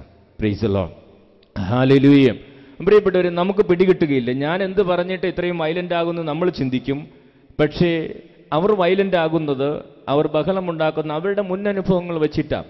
അപ്പോൾ ഈ പെൺകുട്ടിയെ സംബന്ധിച്ചിടത്തോളം നമ്മൾ ബുദ്ധി ഉപയോഗിച്ച് പറഞ്ഞാൽ നമ്മൾ പറയും, ആ പെൺകുട്ടിയെ പണ്ട് ആരൊക്കെയോ കുരങ്ങിയെന്ന് വിളിച്ചതുകൊണ്ട് ഇപ്പോൾ ഒരു കുരങ്ങൻ്റെ കഥ കേട്ടാൽ അവൾക്ക് എന്താ കുഴപ്പമെന്ന് നമുക്ക് വേണമെങ്കിൽ ചോദിക്കാം. സത്യം അങ്ങനെ നമുക്ക് പറയാൻ സാധിക്കുമെങ്കിലും അത് അവളെ ബാധിച്ചിട്ടുണ്ട്. അത് അവളുടെ മനസ്സിൻ്റെ മുറിവാണ്. അതുകൊണ്ടാണ് അങ്ങനെ അവൾ വയലൻ്റായിട്ട് ആഗ്രഹിച്ചില്ലെങ്കിലും അവൾ അങ്ങനെ പ്രതികരിക്കുന്നത്. അപ്പോൾ നമ്മുടെ കുടുംബത്തിലൊക്കെയുള്ള പല കലഹങ്ങളും പല പ്രതിസന്ധികളൊക്കെ നമ്മൾ പരിശോധിച്ചാൽ നമുക്ക് മനസ്സിലാകും. ഭാര്യ ഭർത്താക്കന്മാരുടെ ഇടയിലുള്ള പ്രശ്നങ്ങളൊക്കെയാണെങ്കിൽ പരിശോധിച്ചാൽ ചിലപ്പോഴൊക്കെ നമ്മൾ ചിന്തിക്കും, ഒരു കാര്യമില്ലാത്ത കാര്യങ്ങൾക്കാണ് ചിലപ്പോൾ ഒത്തിരി വലിയ വഴക്കുകൾ ഉണ്ടാകുന്നത്. കാരണം പലരും പ്രതികരിക്കുന്നത് അവരുടെ മുൻ അനുഭവങ്ങൾ അനുസരിച്ച, ചില വാക്കുകൾ കൂടുതൽ മുറിവേൽപ്പിക്കുന്നത് അവരുടെ മുൻ അനുഭവങ്ങൾ അനുസരിച്ച. Price the Lord. സ്നേഹമുള്ളവരെ, നമ്മുടെ മുൻ അനുഭവങ്ങൾ ഏറെ നമ്മളെ സ്വാധീനിക്കും. അത് നമ്മൾ നോക്കേണ്ടതുണ്ട്. മറ്റുള്ളവരുടെ മുറിവേൽപ്പിക്കുന്ന വാക്കുകൾ നമ്മൾ എന്തുമാത്രം സ്വാധീനിച്ചിട്ടുണ്ടെന്ന് നമ്മൾ കണ്ടെത്തേണ്ടതുണ്ട്. ഇവിടെ ഒരിക്കൽ ധ്യാനത്തിന് വന്ന ഒരു പെൺകുട്ടി, അവൾ ബാംഗ്ലൂരിൽ പഠിച്ചുകൊണ്ടിരുന്ന സമയം ഒരു സ്നേഹബന്ധത്തിലൊക്കെ പെട്ട് രജിസ്റ്റർ വിവാഹം കഴിച്ച് വീട്ടുകാരറിയാതെ അവിടെ ആ വ്യക്തിയുമായിട്ട് കുറച്ചുനാൾ ഒരുമിച്ച് കഴിഞ്ഞു. അതിനുശേഷം അയാളോടൊത്ത് അങ്ങനെ ജീവിക്കുന്നതിനിടയിൽ ഒരു ദിവസം ആ വീട്ടിൽ വന്ന ഫോണിൽ നിന്ന് അവൾക്ക് മനസ്സിലായി, ഇദ്ദേഹത്തിന് വേറെ ഒരു ഭാര്യയും 2 മക്കളുമുണ്ടെന്ന്. ഈ വിവരം അറിഞ്ഞപ്പോൾ ഇവൾ ആകെ തകർന്നു പോയി. ഇവൾ അദ്ദേഹത്തോട് ചോദിച്ചു, എന്താണ് വേറെ ഭാര്യയും മക്കളുള്ള വിവരം എന്നോട് പറയാതിരുന്നത്? അദ്ദേഹം വളരെ ലാളിത്യത്തോടുകൂടെ പറഞ്ഞു, ഞാനത് മറന്നുപോയതാ, നീ വലിയ കാര്യമായിട്ട് എടുക്കണ്ട. അപ്പോൾ ജീവിതത്തിൽ ചില കാര്യങ്ങളൊക്കെ ഇങ്ങനെ മറന്നു പോകും ചിലർ പറയാൻ. അദ്ദേഹത്തിനൊരു ഭാര്യയും മക്കളുള്ള കാര്യം പറയാൻ അയാൾ മറന്നുപോയി. സ്നേഹമുള്ളവരെ, ആ പെൺകുട്ടിയുടെ ജീവിതം ആകെ തകർന്നു. അവൾ അങ്ങനെ മരിക്കാൻ തീരുമാനിച്ചു. പക്ഷേ ഒരു ധ്യാനം കൂടി ഒരുങ്ങി മരിക്കാമെന്ന് കരുതി അവൾ ഇവിടെ വന്നു. അങ്ങനെ ധ്യാനത്തിൽ സംബന്ധിച്ച് കഴിഞ്ഞപ്പോൾ മരിക്കേണ്ട എന്ന തീരുമാനമെടുത്തു. അങ്ങനെ മരിക്കേണ്ട തീരുമാനമെടുത്ത് കുറച്ച് നാളുകളോട് ധ്യാനങ്ങളൊക്കെ കൂടി നിന്നു. ഒരു ദിവസം എന്നെ കണ്ടപ്പോൾ അവൾ അവളുടെ അനുഭവങ്ങൾ എന്നോട് പറഞ്ഞു. അച്ഛൻ, ഞാൻ എന്തുകൊണ്ടാണ് ഇങ്ങനെ എടുത്തു ചാടി ഇത് പ്രവർത്തിച്ചതെന്നും എനിക്കിപ്പോൾ മനസ്സിലായി. അവൾ എന്നോട് പറഞ്ഞ കാര്യം ഇതാണ്. കുട്ടിക്കാലത്ത് അവൾ വീട്ടിലായിരുന്നപ്പോൾ അല്പം വികൃതിയായിരുന്നു. അപ്പോൾ അമ്മ എന്തെങ്കിലുമൊക്കെ പറയുമ്പോൾ അവൾ അനുസരണക്കേട് കാണിക്കും, ബഹളമുണ്ടാക്കും. അപ്പോൾ ഇവൾ കാണാനാണെങ്കിൽ അത്ര അഴകില്ല അന്ന്. പിന്നെ വളർന്നു വന്നപ്പോൾ കുറേയൊക്കെ നല്ല ഒരവസ്ഥയായി. ആ നാളുകളിൽ ഇവൾ എന്തെങ്കിലും വികൃതി കാണിക്കുമ്പോൾ ഇവളുടെ അമ്മ ഇവളോട് പറയാറുള്ളൊരു കാര്യം ഇതാണ്, നീ എന്ത് കണ്ടിട്ടാണ് ഇങ്ങനെ കിടന്ന് തുള്ളുന്നത്? നിന്റെ കോലം കണ്ടാൽ നിന്നെ ആരാണ് കെട്ടാൻ വരിക? എന്നാണ് അമ്മ അവളോട് പറയാറുള്ളത്. നീ എന്ത് കണ്ടിട്ട് ഇങ്ങനെ കിടന്ന് തുള്ളുന്നേ? നിന്റെ കോലം കണ്ട് നിന്നെ ആരാണ് കെട്ടാൻ വരിക? അമ്മ ഇത് പറയുമ്പോൾ ഇവൾ അമ്മയുമായിട്ട് വഴക്കടിക്കും, ബഹളമൊക്കെ ഉണ്ടാക്കും. പക്ഷേ ഇവൾ ഒറ്റയ്ക്ക് പോയിരിക്കുമ്പോൾ ഇരുന്ന് കരയുമായിരുന്നു. ഇരുന്ന് കരഞ്ഞിങ്ങനെ ചിന്തിക്കും, എന്നെ കാണാൻ കൊള്ളത്തില്ല, എന്നെ കല്യാണം കഴിക്കാനൊന്നും ആരും ആഗ്രഹിക്കുകയില്ല എന്ന് ചിന്തിച്ച് കരയുമായിരുന്നു. അങ്ങനെ അവളുടെ +2 പഠനം കഴിഞ്ഞിട്ടാണ് അവൾ ബാംഗ്ലൂരിൽ പഠിക്കാൻ പോയത്. അങ്ങനെ ബാംഗ്ലൂരിൽ പഠിക്കാൻ പോയി, പഠനമൊക്കെ പൂർത്തിയായി. അതിനുശേഷം അവിടെ ബോണ്ട് ചെയ്തുകൊണ്ടിരിക്കുന്ന സമയത്താണ് ഇയാളെ പരിചയപ്പെടുന്നത്. ഇയാൾ ഇവളെ കണ്ടപ്പോൾ ആദ്യമായിട്ട് ഇവളോട് പറഞ്ഞത്, നിന്റെ കണ്ണുകൾക്ക് ഈ ലോകത്തിൽ ഒരു സ്ത്രീക്കും ഇല്ലാത്തത്രയും സൗന്ദര്യമുണ്ട്. നിന്റെ കണ്ണുകളുടെ ആഴം അത്രയും വലുതാണ്. നിന്റെ കണ്ണുകളിലേക്ക് നോക്കിയിരിക്കാൻ എനിക്ക് വലിയ കൊതിയാണ്. നീ എന്നെ വിവാഹം കഴിക്കാമോ എന്ന് ചോദിച്ചു. അദ്ദേഹം അങ്ങനെ അവളോട് ചോദിച്ചപ്പോൾ അവളുടെ തലയിൽ ഉടനെ വന്ന വേറൊരു ശബ്ദം ഇതായിരുന്നു, നിന്റെ കോലം കണ്ട് നിന്നെ കെട്ടാൻ ആരാണ് വരിക? കിട്ടിയ ചാൻസ് കളഞ്ഞില്ല. അയാളെ കെട്ടി ഈ ഗതികേടിലുമായി ഇവിടെ വന്നു. Price the Lord, hallelujah. നമ്മൾ സ്നേഹമുള്ളവരെ, ആ കുട്ടി പറയുകയായിരുന്നു, ഞാൻ എടുത്തു ചാടി ഇതൊക്കെ പ്രവർത്തിക്കാൻ കാരണം എൻ്റെ അമ്മയുടെ വാക്കുകൾ എന്നെ അത്രമാത്രം മുറിവേൽപ്പിച്ചിരുന്നു. അപ്പോൾ ഇതൊക്കെ അവൾ പറഞ്ഞു കഴിഞ്ഞ് എല്ലാം കേട്ട് കഴിഞ്ഞപ്പോൾ ഞാൻ ആ കുട്ടിയോട് ചോദിച്ചു, നിന്റെ അമ്മ നിന്നെക്കുറിച്ച് നല്ലതൊന്നും പറഞ്ഞിട്ടില്ലേ? അപ്പോൾ അവൾ പറഞ്ഞു, അച്ഛാ, അമ്മ കുറേ നല്ല കാര്യങ്ങൾ പറഞ്ഞിട്ടുണ്ട്, പക്ഷെ അതൊന്നും ഞാൻ ഓർക്കാറില്ല. എന്താണെന്ന് അറിയില്ല, ഇതാണ് എപ്പോഴും ഓർക്കുന്നത്, നല്ലതൊന്നും ഓർക്കുന്നില്ല. വാസ്തവത്തിൽ നമ്മുടെ എല്ലാവരുടെയും പ്രത്യേകതയാണ്, നമ്മളെക്കുറിച്ച് ഒത്തിരി നല്ല കാര്യങ്ങൾ മറ്റുള്ളവർ പറഞ്ഞാലും നമ്മൾ പെട്ടെന്ന് മറന്നു പോകും. എന്നാൽ ആരെങ്കിലും വേദനിപ്പിക്കുന്ന എന്തെങ്കിലും പറഞ്ഞാൽ നമ്മളിങ്ങനെ ഓർത്തുകൊണ്ടിരിക്കും. എന്താണ്? ഞാൻ അതേക്കുറിച്ച് വായിച്ചപ്പോൾ എനിക്ക് മനസ്സിലായ കാര്യം നമ്മുടെ മെമ്മറി സിസ്റ്റത്തിൻ്റെ പ്രത്യേകതയാണ്, മനുഷ്യൻ്റെ ഓർമ്മയുടെ പ്രത്യേകതയാണ്. അതായത് നല്ല അനുഭവങ്ങൾ നമുക്കുണ്ടാകുമ്പോൾ അതൊരു മൃദുവായ സ്പർശനമായി ഒരു സൂതനിങ് ഇഫക്റ്റായിട്ടാണ് അത് കടന്നു പോകുന്നത്. എന്നാൽ മുറിവേൽപ്പിക്കുക എന്ന വാക്കുപോലെ തന്നെ വേദനിപ്പിക്കുന്ന വാക്കുകൾ നമ്മൾ കേൾക്കുമ്പോൾ അത് സ്ക്രാച്ചസ് ആയിട്ടാണ്, പോറലായിട്ടാണ് തലച്ചോറിലൂടെ പോവുക. അതിങ്ങനെ അവിടെ കിടക്കും, അതിങ്ങനെ ഇടയ്ക്കിടയ്ക്ക് വിങ്ങിക്കൊണ്ടിരിക്കും. അത് മനുഷ്യരുടെ മെമ്മറി സിസ്റ്റത്തിൻ്റെ ഒരു പ്രത്യേകതയാണ്. പ്രൈസ് ദി ലോർഡ്, ഹല്ലേലൂയ. ഒന്നുറക്കെ പറഞ്ഞേ ഹല്ലേലൂയ. യേശുവേ നന്ദി, യേശുവേ സ്തോത്രം. അപ്പം നമ്മുടെ ജീവിതം തന്നെ എടുത്തു നോക്കിയാൽ നമുക്ക് മനസ്സിലാകും എന്തുമാത്രം നല്ല കാര്യങ്ങൾ കുഞ്ഞുനാൾ മുതൽ ഇന്ന് വരെ നമ്മളോട് പലരും പറഞ്ഞിട്ടുണ്ട്. എത്രയോ പരീക്ഷകളും നമ്മൾ ജയിച്ചിട്ടുണ്ട്. പക്ഷേ ഏതെങ്കിലും ഒരെണ്ണം തോൽക്കുമ്പോൾ അത് മാത്രം ഓർത്താണ് നമ്മൾ സങ്കടപ്പെട്ടിരിക്കുന്നത്. അല്ലെ, എന്തുമാത്രം നല്ല കാര്യങ്ങൾ നമ്മൾ കേട്ടിട്ടുണ്ട്, പക്ഷെ അതൊന്നും നമ്മൾ ബാധിക്കില്ല. നമ്മൾ ആരെങ്കിലും പറഞ്ഞ ഒരു വാക്കിനെക്കുറിച്ച് ഇങ്ങനെ സങ്കടപ്പെട്ടുകൊണ്ടിരിക്കും. കാരണം അത് നമ്മുടെ മെമ്മറി സിസ്റ്റത്തിൻ്റെ പ്രത്യേകതയാണ്. അപ്പോൾ ഈ മേഖലയിൽ നമുക്ക് സൗഖ്യം ആവശ്യമാണ്. മറ്റുള്ളവരുടെ വാക്കുകൾ കേട്ട് മുറിവേറ്റിട്ടുണ്ടെങ്കിൽ നമുക്ക് സൗഖ്യം ആവശ്യമാണ്. ഈ മേഖലയിൽ നമുക്ക് സ്വീകരിക്കാവുന്ന നല്ലൊരു മാതൃക അബ്രഹാം ലിങ്കൻ്റേതാണ്. അബ്രഹാം ലിങ്കനെ കുറിച്ച് നമ്മൾ വായിക്കുമ്പോൾ അദ്ദേഹം അമേരിക്കക്കാർക്ക് വളരെ പ്രിയങ്കരനായിരുന്നു. ഇപ്പോഴും അദ്ദേഹം അമേരിക്കക്കാർക്ക് പ്രിയങ്കരനാണ്. എന്നാൽ കാഴ്ചയ്ക്ക് സൗന്ദര്യമില്ലാത്തതിൻ്റെ പേരിൽ ഒത്തിരി പരിഹസിക്കപ്പെട്ടിട്ടുള്ള ഒരു വ്യക്തിയാണ് അബ്രഹാം ലിങ്കൻ. അദ്ദേഹത്തിൻ്റെ സുഹൃത്തുക്കളും അദ്ദേഹത്തെ പരിഹസിക്കാറുണ്ട്. എവിടെ ചെന്നാലും അദ്ദേഹത്തെ പരിഹസിക്കും. പക്ഷെ അദ്ദേഹം ദിവസവും ബൈബിൾ വായിക്കുമായിരുന്നു. അദ്ദേഹത്തെക്കുറിച്ച് ഞാൻ വായിച്ചപ്പോൾ മനസ്സിലാക്കിയ കാര്യം, അദ്ദേഹത്തിന് സങ്കീർത്തനങ്ങളോട് വലിയ താല്പര്യമായിരുന്നു. എല്ലാ ദിവസവും അദ്ദേഹം സങ്കീർത്തനം വായിക്കുമായിരുന്നു. അദ്ദേഹത്തിൻ്റെ ബൈബിളിൽ, അദ്ദേഹം ഉപയോഗിച്ചിരുന്ന ബൈബിളിൽ സങ്കീർത്തന ഭാഗം വല്ലാതെ മുഷിഞ്ഞിരുന്നു. ദിവസവും അദ്ദേഹം പലവട്ടം വായിച്ചിട്ടാണത്. അദ്ദേഹം പലപ്പോഴും ദൈവത്തിന് തന്നെക്കുറിച്ച് എന്താ പറയാനുള്ളതെന്ന് അദ്ദേഹം വചനത്തിലൂടെ കണ്ടെത്തുമായിരുന്നു. അദ്ദേഹത്തിൻ്റെ ജീവിതത്തിൽ ഒരിക്കൽ ഒരു വട്ടമേശ സമ്മേളനത്തിൽ പങ്കെടുക്കുകയായിരുന്നു. വട്ടമേശ സമ്മേളനത്തിൽ പങ്കെടുക്കുമ്പോൾ അദ്ദേഹത്തിന് ഇടയ്ക്കൊന്ന് പുറത്തേക്ക് പോകണമെന്ന് തോന്നി. പുറത്തേക്ക് പോകുന്ന സമയമായപ്പോൾ അദ്ദേഹത്തിൻ്റെ പോക്കറ്റിൽ ഒരു വെളുത്ത തൂവാലി ഉണ്ടായിരുന്നു. ആ തൂവാലി എടുത്ത കസേരയിലിട്ട് അദ്ദേഹം പോയി, നമ്മളൊക്കെ ചെയ്യുന്നത് പോലെ. അങ്ങനെ കസേരയിൽ തൂവാലയിട്ട് പോയപ്പോൾ അദ്ദേഹത്തിൻ്റെ സുഹൃത്തുക്കൾ അദ്ദേഹത്തെ പരിഹസിക്കുന്നതിന് വേണ്ടി ആ തൂവാലയെടുത്ത് അതിൽ പെട്ടെന്ന് ഒരു കുരങ്ങൻ്റെ മുഖം വരച്ചു വെച്ചു. അങ്ങനെ അബ്രഹാം ലിങ്കൻ പുറത്തേക്കൊക്കെ പോയി അദ്ദേഹത്തിൻ്റെ ആവശ്യങ്ങളൊക്കെ നിറവേറ്റി തിരിച്ചു വന്നു. അദ്ദേഹം കസേരയിൽ വന്നിരിക്കുന്ന സമയം വെറുതെ ഒന്ന് ഈ ടവലെടുത്ത് നോക്കിയപ്പോൾ അതിലൊരു കുരങ്ങൻ്റെ മുഖം വരച്ചു വെച്ചിരിക്കുക. താഴെ നോക്കി സുഹൃത്തുക്കളൊക്കെ ഇരുന്ന് ഇങ്ങനെ ചിരിച്ച് പരിഹസിക്കുന്നുണ്ട്. അബ്രഹാം ലിങ്കൻ എന്താ ചെയ്തതെന്നറിയാമോ? ആ ടവലിലേക്ക് കുറച്ചു നേരം ഇങ്ങനെ നോക്കി നിന്നു. എന്നിട്ട് അദ്ദേഹം താഴെ നോക്കി ചിരിക്കുന്ന സുഹൃത്തുക്കളോട് ഇങ്ങനെ ഒരു ചോദ്യം ചോദിച്ചു, ഞാൻ പുറത്തേക്ക് പോയപ്പോൾ ആരാണ് എൻ്റെ ടവലെടുത്ത് മുഖം തുടച്ചത്? ആ ചോദ്യം കേട്ട് താഴെ നോക്കി ചിരിച്ചുകൊണ്ടിരുന്നവരുടെയൊക്കെ ചിരി പോയി. അദ്ദേഹം വളരെ കൂളായിട്ട് അവിടെ ഇരുന്നു. സ്നേഹമുള്ളവരെ, നമ്മൾ ആരെങ്കിലും ആയിരുന്നെങ്കിൽ ആ കസേരയെടുത്ത് എല്ലാറ്റിനെയും അടിച്ച് ഞാനൊരു ആണാണടാ എന്ന് പറയുമായിരുന്നു. പ്രൈസ് ദി ലോർഡ്, ഹല്ലേലൂയ. അപ്പോൾ സ്നേഹമുള്ളവരെ, നമുക്കൊക്കെ നമ്മുടെ ആണത്വവും പെണ്ണത്വവും തെളിക്കാനാണ് നമുക്ക് ധൃതിയെങ്കിൽ അബ്രഹാം ലിങ്കൻ മനസ്സിന് ബലമുള്ള ഒരു വ്യക്തിയായിരുന്നു. സുഹൃത്തുക്കളുടെ പാഴ്വാക്കുകൾക്കൊന്നും അദ്ദേഹത്തെ മുറിവേൽപ്പിക്കാനോ വേദനിപ്പിക്കാനോ സാധിക്കുകയില്ലായിരുന്നു. അദ്ദേഹത്തെക്കുറിച്ച് വായിക്കുന്ന നല്ലതാ. ഒട്ടും സൗന്ദര്യമില്ലാത്ത വ്യക്തിയായിരുന്നു. സൗന്ദര്യമില്ലാത്തതിൻ്റെ പേരിൽ, നിറമില്ലാത്തതിൻ്റെ പേരിൽ വളരെയധികം പരിഹസിക്കപ്പെട്ടുള്ള ഒരു വ്യക്തിയാണ്. പക്ഷേ മനുഷ്യൻ്റെ പാഴ്വാക്കുകൾക്കൊന്നും അദ്ദേഹത്തെ തളർത്താനായില്ല. അദ്ദേഹം ദൈവത്തിൻ്റെ വാക്കുകളാണ് അദ്ദേഹം ബൈബിളിലൂടെ ഓരോ ദിവസവും വായിച്ചിരുന്നത്, അതാണ് അദ്ദേഹം ധ്യാനിച്ചിരുന്നത്. അതുകൊണ്ട് അദ്ദേഹത്തിൻ്റെ വ്യക്തിത്വം വളരെ നല്ലതായിരുന്നു. അതുകൊണ്ടാണ് അമേരിക്കക്കാർ അന്നും ഇന്നും അബ്രഹാം ലിങ്കനെ ഇത്രമാത്രം സ്നേഹിക്കുന്നത്. Praise the Lord. ഹല്ലേലൂയ എന്നുറക്കെ പറഞ്ഞേൻ. ഹല്ലേലൂയ. യേശുവേ നന്ദി, യേശുവേ സ്തോത്രം. ഹല്ലേലൂയ. അതുകൊണ്ട് സ്നേഹമുള്ളവരെ, മറ്റുള്ളവരുടെ പാഴ്വാക്കുകൾ അത് നമ്മൾ ഓർത്തോർത്തിരുന്ന് നമ്മൾ സങ്കടപ്പെടരുത്.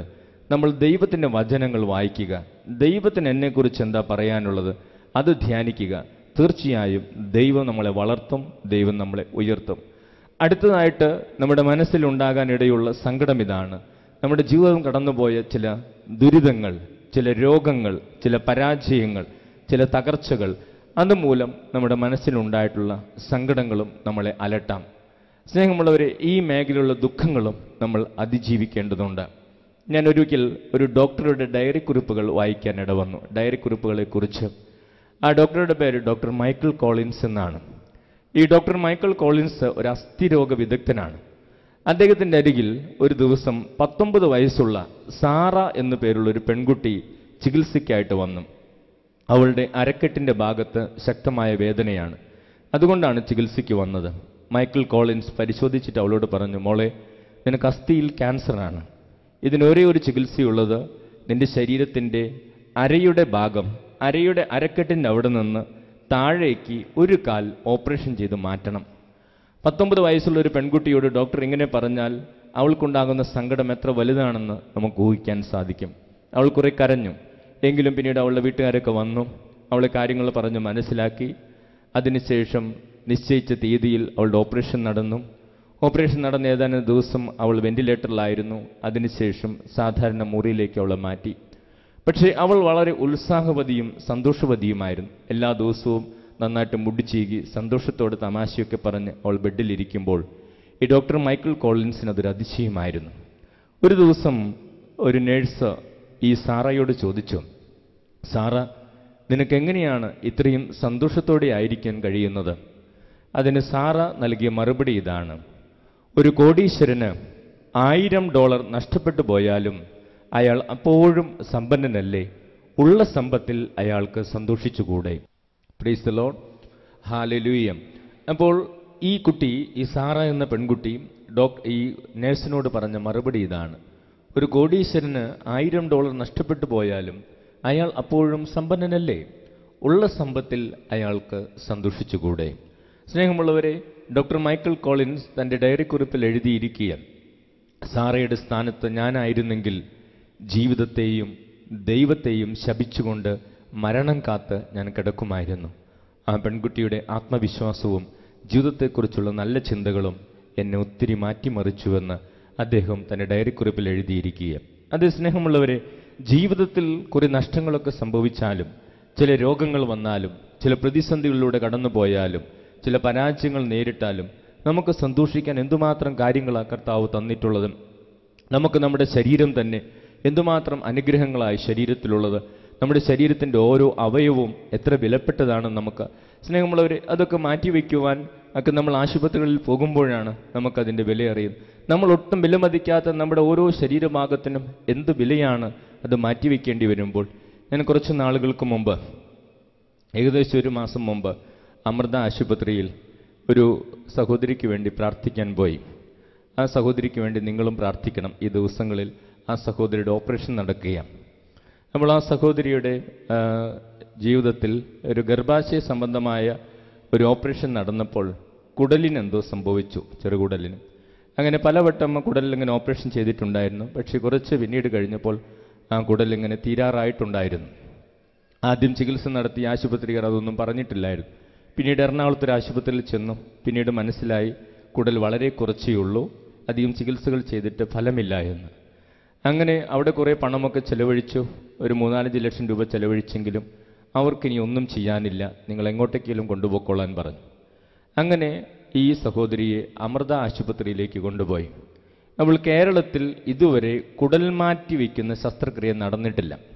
കുടൽ മാറ്റിവെക്കുന്ന ശസ്ത്രക്രിയ ചെയ്യാൻ കേരളത്തിൽ അമൃത ഹോസ്പിറ്റലിൽ മാത്രമേ ഇപ്പോൾ ലൈസൻസ് ഉള്ളൂ. അങ്ങനെ അമൃത ഹോസ്പിറ്റലിലേക്ക് ഇവരെ കൊണ്ടുപോയി. അങ്ങനെ അമൃത ഹോസ്പിറ്റൽ ഈ കുടൽമാറ്റ് ശസ്ത്രക്രിയയ്ക്കായിട്ട് ആ കുട്ടി കിടക്കുമ്പോഴാണ് എന്നെ ഇവിടുന്ന് പ്രാർത്ഥിക്കാൻ വേണ്ടി അവരുടെ ഹസ്ബൻഡ് കൊണ്ടുപോകുന്നു. അപ്പോൾ ഞാൻ ചെന്ന് ആ സഹോദരിയെ കണ്ട് പ്രാർത്ഥിച്ചു. ഞങ്ങൾ കുറച്ചേരൊക്കെ ഇരുന്ന് സംസാരിച്ചു. അതിനുശേഷം വന്നു. അപ്പോൾ ഞാൻ ആ സഹോദരിയുടെ ഭർത്താവിനോട് സംസാരിക്കുകയായിരുന്നു. അപ്പോൾ ഈ കുടൽ മാറ്റി വയ്ക്കുന്ന ശസ്ത്രക്രിയയ്ക്ക് ഡോക്ടേഴ്സ് കരുതി വയ്ക്കാൻ പറഞ്ഞിരിക്കുന്നു 30 ലക്ഷം രൂപയാണ്. അത് ഇപ്പോൾ കുടൽ മാറ്റിവെക്കുന്ന ഇന്ന് അദ്ദേഹം എനിക്കൊരു മെസ്സേജ് അയച്ചിരുന്നു. ഈ അടുത്ത ദിവസങ്ങളിലുണ്ടാകും. അത് രജിസ്റ്റർ ചെയ്തിട്ട് എവിടെയെങ്കിലും ആരെങ്കിലും ബ്രെയിൻ ഡെത്ത്, മസ്തിഷ്ക മരണം സംഭവിക്കുന്ന വ്യക്തികളുടെ കുടൽ മുറിച്ചിട്ട് വേണം, ആ കുടൽ വേണം ഇവിടെ പിടിപ്പിക്കാൻ. അത് വിജയിക്കുമോ എന്നറിയത്തില്ല. കേരളത്തിൽ ആദ്യമായിട്ടാണ് ഈ ഓപ്പറേഷൻ ചെയ്യാൻ പോകുന്നത്. അതിന് 30 ലക്ഷം രൂപയിലധികം ചിലവുണ്ട്.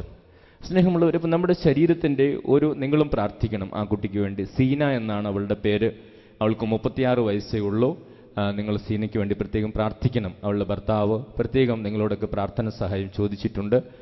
കുടൽ മാറ്റി വയ്ക്കുന്ന ശസ്ത്രക്രിയ ശരിയാകാനും സീന ഒരു ടീച്ചറാണ്. അവൾ എത്രയും പെട്ടെന്ന് ആരോഗ്യത്തിലേക്ക് കടന്നു വരാനും നിങ്ങൾ പ്രാർത്ഥിക്കണം എന്ന് പ്രത്യേകം ഓർമ്മിപ്പിക്കുന്നു. Price the Lord. ഹല്ലേലൂയ. യേശുവേ നന്ദി, യേശുവേ സ്തോത്രം. ഹല്ലേലൂയ. നമ്മൾ പ്രിയപ്പെട്ടവർ, നമ്മുടെ ശരീരത്തിൻ്റെ ഓരോ ഭാഗങ്ങളെക്കുറിച്ച് ചിന്തിക്കുമ്പോൾ അത് നമുക്ക് നഷ്ടപ്പെടുമ്പോൾ, മാറ്റിവെക്കേണ്ടി വരുമ്പോഴാണ് അതിൻ്റെ വിലയറിയുന്നത്. ഒരിക്കൽ കരൾ മാറ്റിവെച്ച ഒരു സഹോദരന് വേണ്ടി പ്രാർത്ഥിക്കാൻ പോയി. അദ്ദേഹം എൻ്റെ അടുത്ത് പറയുകയായിരുന്നു, കരൾ മാറ്റിവെക്കുന്ന ശസ്ത്രക്രിയയ്ക്ക് ഏകദേശം 30 ലക്ഷം രൂപ ചിലവായി. പിന്നീട് മറ്റു മരുന്നുകൾക്കൊക്കെ 10 ലക്ഷം രൂപയോളം ചിലവായി. ഇപ്പോൾ ദിവസവും 650 രൂപയുടെ മരുന്ന് കഴിക്കുന്നു. അദ്ദേഹം ഈ കരൾ മാറ്റിവെക്കുന്ന ശസ്ത്രക്രിയയുടെ വിവരങ്ങളൊക്കെ എന്നോട് പറഞ്ഞ് അദ്ദേഹത്തിൻ്റെ ശരീരം അതിങ്ങനെ കീറി 250 സ്റ്റേപ്ലറാണ് ചെയ്തിരിക്കുന്നത്, അടിച്ചു വച്ചിരിക്കുന്നത്. അതിനെക്കുറിച്ച് ഏകദേശം 10-40 ഡോക്ടേഴ്സ് ഒരുമിച്ച് നിന്നാണ് ഈ ഓപ്പറേഷനൊക്കെ ചെയ്തതും.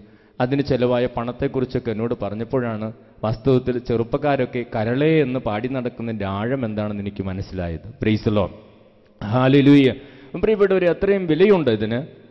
നമ്മളിതൊക്കെ മാറ്റാൻ വേണ്ടി ചെല്ലുമ്പോഴാണ് ഇത്രയും വിലയുള്ളവരാണ് നമ്മളെന്ന് മനസ്സിലാകും. ഇതൊക്കെ പോകട്ടെ, ഞാൻ ബാംഗ്ലൂരിലായിരുന്ന സമയത്ത് ഒരു ചെറുപ്പക്കാരൻ, അദ്ദേഹത്തിന് ഇങ്ങനെ തലമുടിയൊന്നുമില്ലാത്തതുകൊണ്ട് അദ്ദേഹത്തിൻ്റെ വിവാഹം നടക്കുന്നില്ല. പിന്നീടൊരു സമയം അദ്ദേഹത്തെ കണ്ടപ്പോൾ അദ്ദേഹത്തിൻ്റെ വിവാഹമൊക്കെ ഉറപ്പിച്ചു. അദ്ദേഹം വളരെ സന്തോഷവാനാണ്.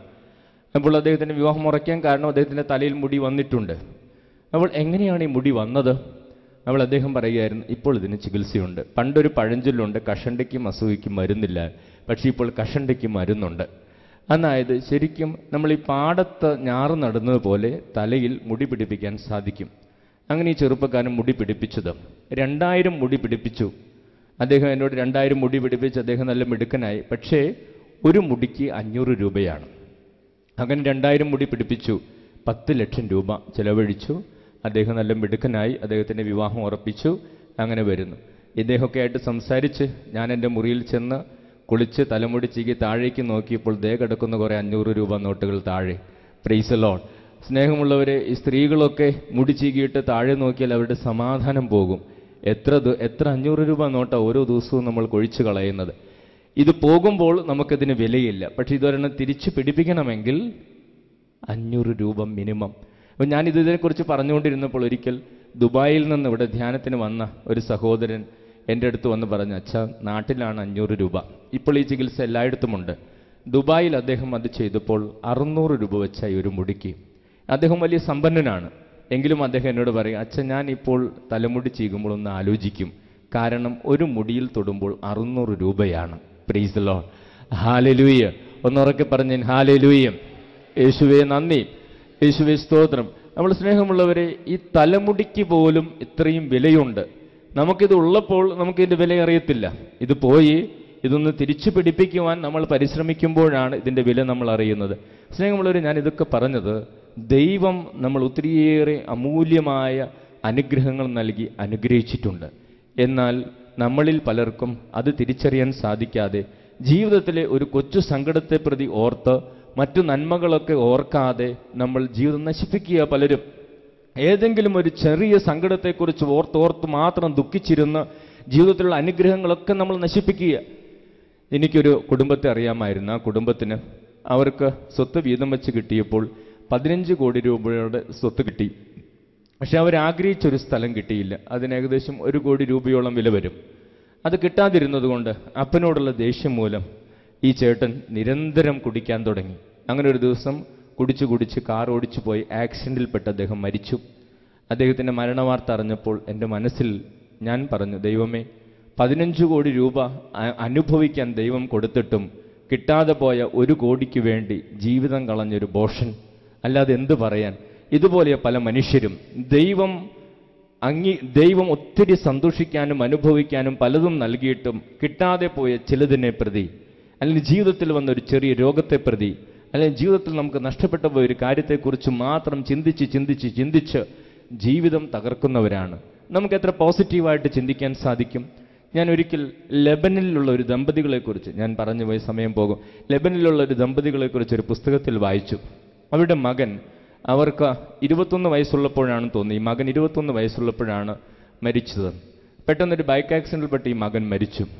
അപ്പോൾ ഈ ഭാര്യയും ഭർത്താവും വളരെ ദൈവവിശ്വാസികളാണ്. ഈ ഭാര്യയും ഭർത്താവും ഇങ്ങനെ ദൈവവിശ്വാസികളും ദൈവത്തിന് ശുശ്രൂഷ ചെയ്യുന്നവരുമാണ്. പെട്ടെന്ന് അവരുടെ മകൻ 21ാമത്തെ വയസ്സിൽ മരിച്ചപ്പോൾ ഈ ഭാര്യയും ഭർത്താവും ദൈവത്തിൻ്റെ മുമ്പിൽ ഇരുന്ന് ഇങ്ങനെ ആലോചിച്ചു, ദൈവമേ, ഞങ്ങളുടെ മരണത്തെ ഓർത്ത് ഞങ്ങൾ എന്തു പറഞ്ഞാണ് നിന്നെ സ്തുതിക്കുക? ഞങ്ങളുടെ മകൻ്റെ മരണത്തെ ഓർത്ത് നിന്നെ സ്തുതിക്കാൻ എന്തെങ്കിലും കാരണമുണ്ടോ? ഈ ഭാര്യയും ഭർത്താവും അത്രയും വിശ്വാസികളാണ്. അവർ ദൈവത്തോട് പ്രാർത്ഥിച്ചാണ്, ഞങ്ങളുടെ മകൻ്റെ മരണത്തെ ഓർത്ത് നിന്നെ സ്തുതിക്കാൻ എന്തെങ്കിലും കാരണമുണ്ടോ? സ്നേഹമുള്ളവരെ, അതിന് പരിശുദ്ധാത്മാവ് അവർക്കൊരു മറുപടി കൊടുത്തു. ആ മറുപടി ഇതായിരുന്നു, ഇത്രയും വിശുദ്ധനായ മകനോടൊപ്പം 21 വർഷം നിങ്ങളെ താമസിക്കുവാൻ ദൈവം അനുഗ്രഹിച്ചതിന് നിങ്ങൾ ദൈവത്തിന് നന്ദി പറയുവിൻ. ആ ഭാര്യയും ഭർത്താവും പരിശുദ്ധാത്മാവിൻ്റെ സ്വരം കേട്ട് ആ നിമിഷം മുതൽ 21 വർഷം വിശുദ്ധനായി മകനോടൊപ്പം ഞങ്ങൾക്ക് ജീവിക്കാൻ സാധിച്ചതിന് ദൈവമേ നിനക്ക് നന്ദി എന്ന് പറഞ്ഞ് മകൻ്റെ മരണ ദിവസങ്ങളിൽ പ്രാർത്ഥിച്ച് അവർ വലിയ അനുഗ്രഹങ്ങളിലേക്ക് കടന്നു വന്നത് ലെബനനിൽ സംഭവിച്ച കാര്യമാണ്. ഞാൻ ഒരു പുസ്തകത്തിൽ വായിക്കുകയുണ്ടായി. പ്രൈസ് ദി ലോർഡ്, ഹല്ലേലൂയ. യേശുവേ നന്ദി, യേശുവേ സ്തോത്രം. അപ്പോൾ സ്നേഹമുള്ളവരെ, നമ്മുടെ ജീവിതത്തിൽ സന്തോഷിക്കാൻ എന്തെങ്കിലും കാരണങ്ങളുണ്ടോ, ദൈവത്തിന് നന്ദി പറയാൻ എന്തെങ്കിലും കാരണങ്ങളുണ്ടോ എന്ന് ആത്മാർത്ഥമായി നമ്മൾ പ്രാർത്ഥിച്ചാൽ ദൈവം നമുക്കത് കാണിച്ചു തരും. എത്ര ഭാവാത്മകമായ പോസിറ്റീവായ ചിന്തകൾ.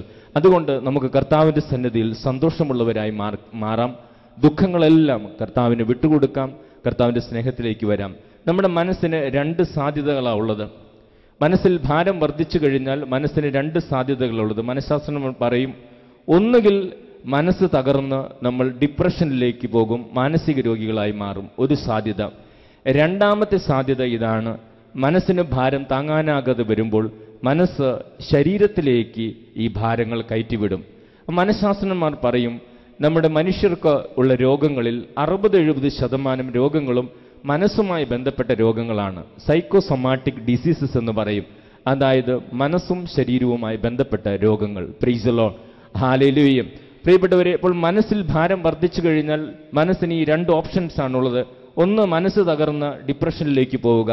2, ഈ മനസ്സിൻ്റെ ഭാരങ്ങൾ ശരീരത്തിലേക്ക് കയറ്റിവിട്ട് പലവിധത്തിലുള്ള രോഗങ്ങൾക്ക് അടിമകളായി മാറുക. സ്നേഹമുള്ളവരെ, നമ്മുടെ മനസ്സിൻ്റെ ഭാരങ്ങൾ കർത്താവിന് വിട്ടുകൊടുക്കുവാൻ നമുക്ക് സാധിക്കണം. നമ്മൾ സങ്കീർത്തനം 55:22 ഇങ്ങനെ വായിക്കും. സങ്കീർത്തനം 55:22 തിരുവചനം, നിന്റെ ഭാരം കർത്താവിനെ ഏൽപ്പിക്കുക, അവിടുന്ന് നിന്നെ താങ്ങിക്കൊള്ളും. നിന്റെ ഭാരം കർത്താവിനെ ഏൽപ്പിക്കുക, അവിടുന്ന് നിന്നെ താങ്ങിക്കൊള്ളും. അതേ സ്നേഹമുള്ളവർ, നമ്മുടെ മനസ്സിൻ്റെ ഭാരങ്ങൾ, നമ്മുടെ സങ്കടങ്ങൾ, നമ്മുടെ ജീവിത ദുഃഖങ്ങൾ, രോഗത്തിൻ്റെ സങ്കടങ്ങൾ, അത് നമ്മൾ മാത്രം ചുമന്നുകൊണ്ട് നടന്നാൽ നമ്മൾ രോഗികളായി മാറും. അല്ലെങ്കിൽ നമ്മൾ വിഷാദ രോഗികളും മനോരോഗികളായി മാറും. കർത്താവ് പറയുകയാണ്, നീ എന്തിനാ നിന്റെ ഭാരം ഒറ്റയ്ക്ക് ചുമന്നുകൊണ്ട് നടക്കുന്ന, നീ തളർന്നു പോകുന്നത്? നിന്റെ ഭാരം കർത്താവിനെ ഏൽപ്പിക്കുക, അവിടുന്ന് നിന്നെ താങ്ങിക്കൊള്ളും. പ്രൈസ് ദി ലോർഡ്, ഹല്ലേലൂയ. യേശുവേ നന്ദി, യേശുവേ സ്തോത്രം. അപ്പോൾ സ്നേഹമുള്ളവരെ, നമ്മുടെ ദുഃഖങ്ങൾ, മനസ്സിൻ്റെ ഭാരങ്ങൾ നമുക്ക് കർത്താവിന് സമർപ്പിക്കാൻ സാധിക്കണം. കർത്താവ് നമ്മളെ താങ്ങും. സ്നേഹമുള്ളവരെ, നമ്മുടെ ജീവിതത്തിൽ ഞാൻ ഒരിക്കൽ ഒരു TV-യിൽ കണ്ട ഒരു പ്രോഗ്രാമാണ്, സങ്കടങ്ങളും ഭാരങ്ങളും കൊണ്ട് നമ്മൾ നടക്കുമ്പോൾ നമ്മൾ രോഗികളാകുന്നു. സന്തോഷിക്കാൻ നമുക്ക് സാധിച്ചാൽ നമ്മൾ കൂടുതൽ ആരോഗ്യമുള്ളവരായി മാറും. Praise the Lord, hallelujah. ഒരിക്കലും മലയാളം മനോരമ ചാനലിൽ രസഗോളം എന്ന പ്രോഗ്രാമിൽ വന്ന ഒരു പ്രോഗ്രാം ഞാൻ കണ്ടതാണ്. അത് വിയറ്റ്നാമിലാണെന്ന് തോന്നുന്നു. അവിടെയുള്ളൊരു ക്ലബ്ബാണ് ചിരി ക്ലബ്ബ്. ആ ചിരി ക്ലബ്ബിൽ പങ്കെടുക്കുന്ന സ്ത്രീകളാണ്. ഈ ചിരി ക്ലബ്ബിൽ പങ്കെടുക്കുന്ന സ്ത്രീകളെല്ലാവരും ഓരോ ദിവസവും കഴിയുന്തോറും കൂടുതൽ ആരോഗ്യമുള്ളവരും സൗന്ദര്യമുള്ളവരുമായി മാറുന്നു. അപ്പോൾ ഇത് മനസ്സിലാക്കി ഈ ചിരി ക്ലബ്ബുകൾ ആളുകൾ കൂടി വരികയാണ്. അങ്ങനെ അതിൻ്റെ കാരണം ഇതാണ്. അവിടെ ചെയ്യുന്ന കാര്യം ഇത്രയേ ഉള്ളൂ. ഈ 500 സ്ത്രീകളുണ്ടാവും. അവരെല്ലാവരും ഈ 1-2 ഏക്കർ സ്ഥലമുണ്ട്.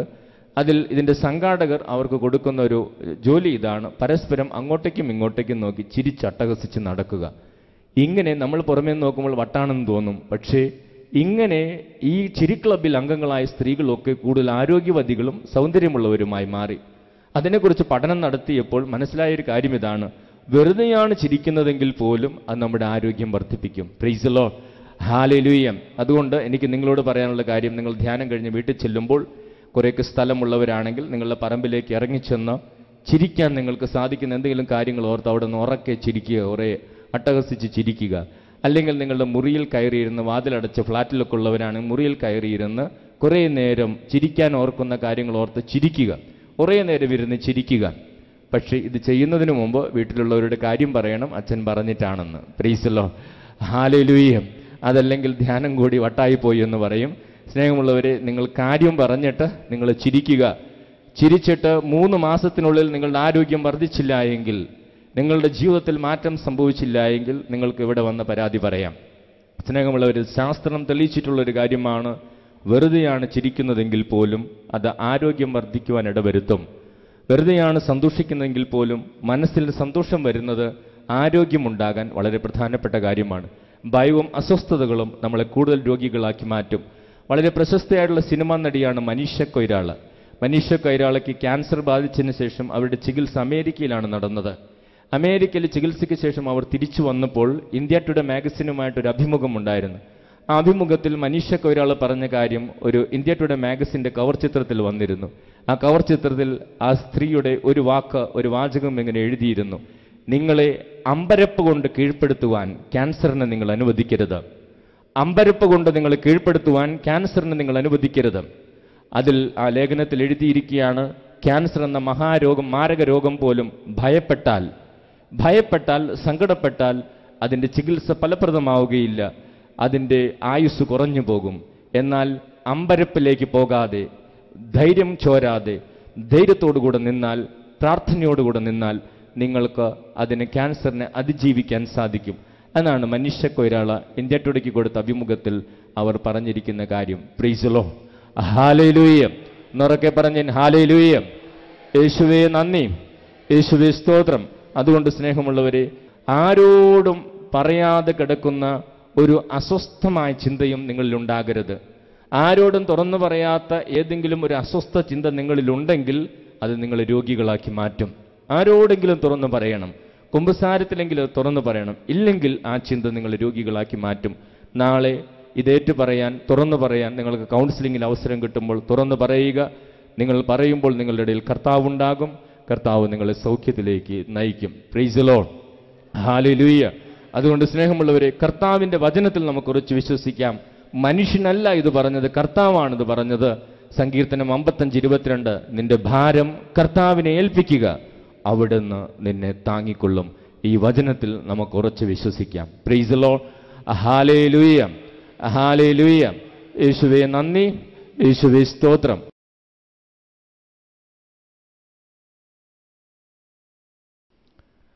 സ്നേഹമുള്ളവരെ, കണ്ണുകളടച്ച് കരങ്ങൾ കൂപ്പി നമുക്ക് പ്രാർത്ഥിക്കാം. നമുക്കെല്ലാവർക്കും മനസ്സിന് സൗഖ്യം ആവശ്യമാണ്.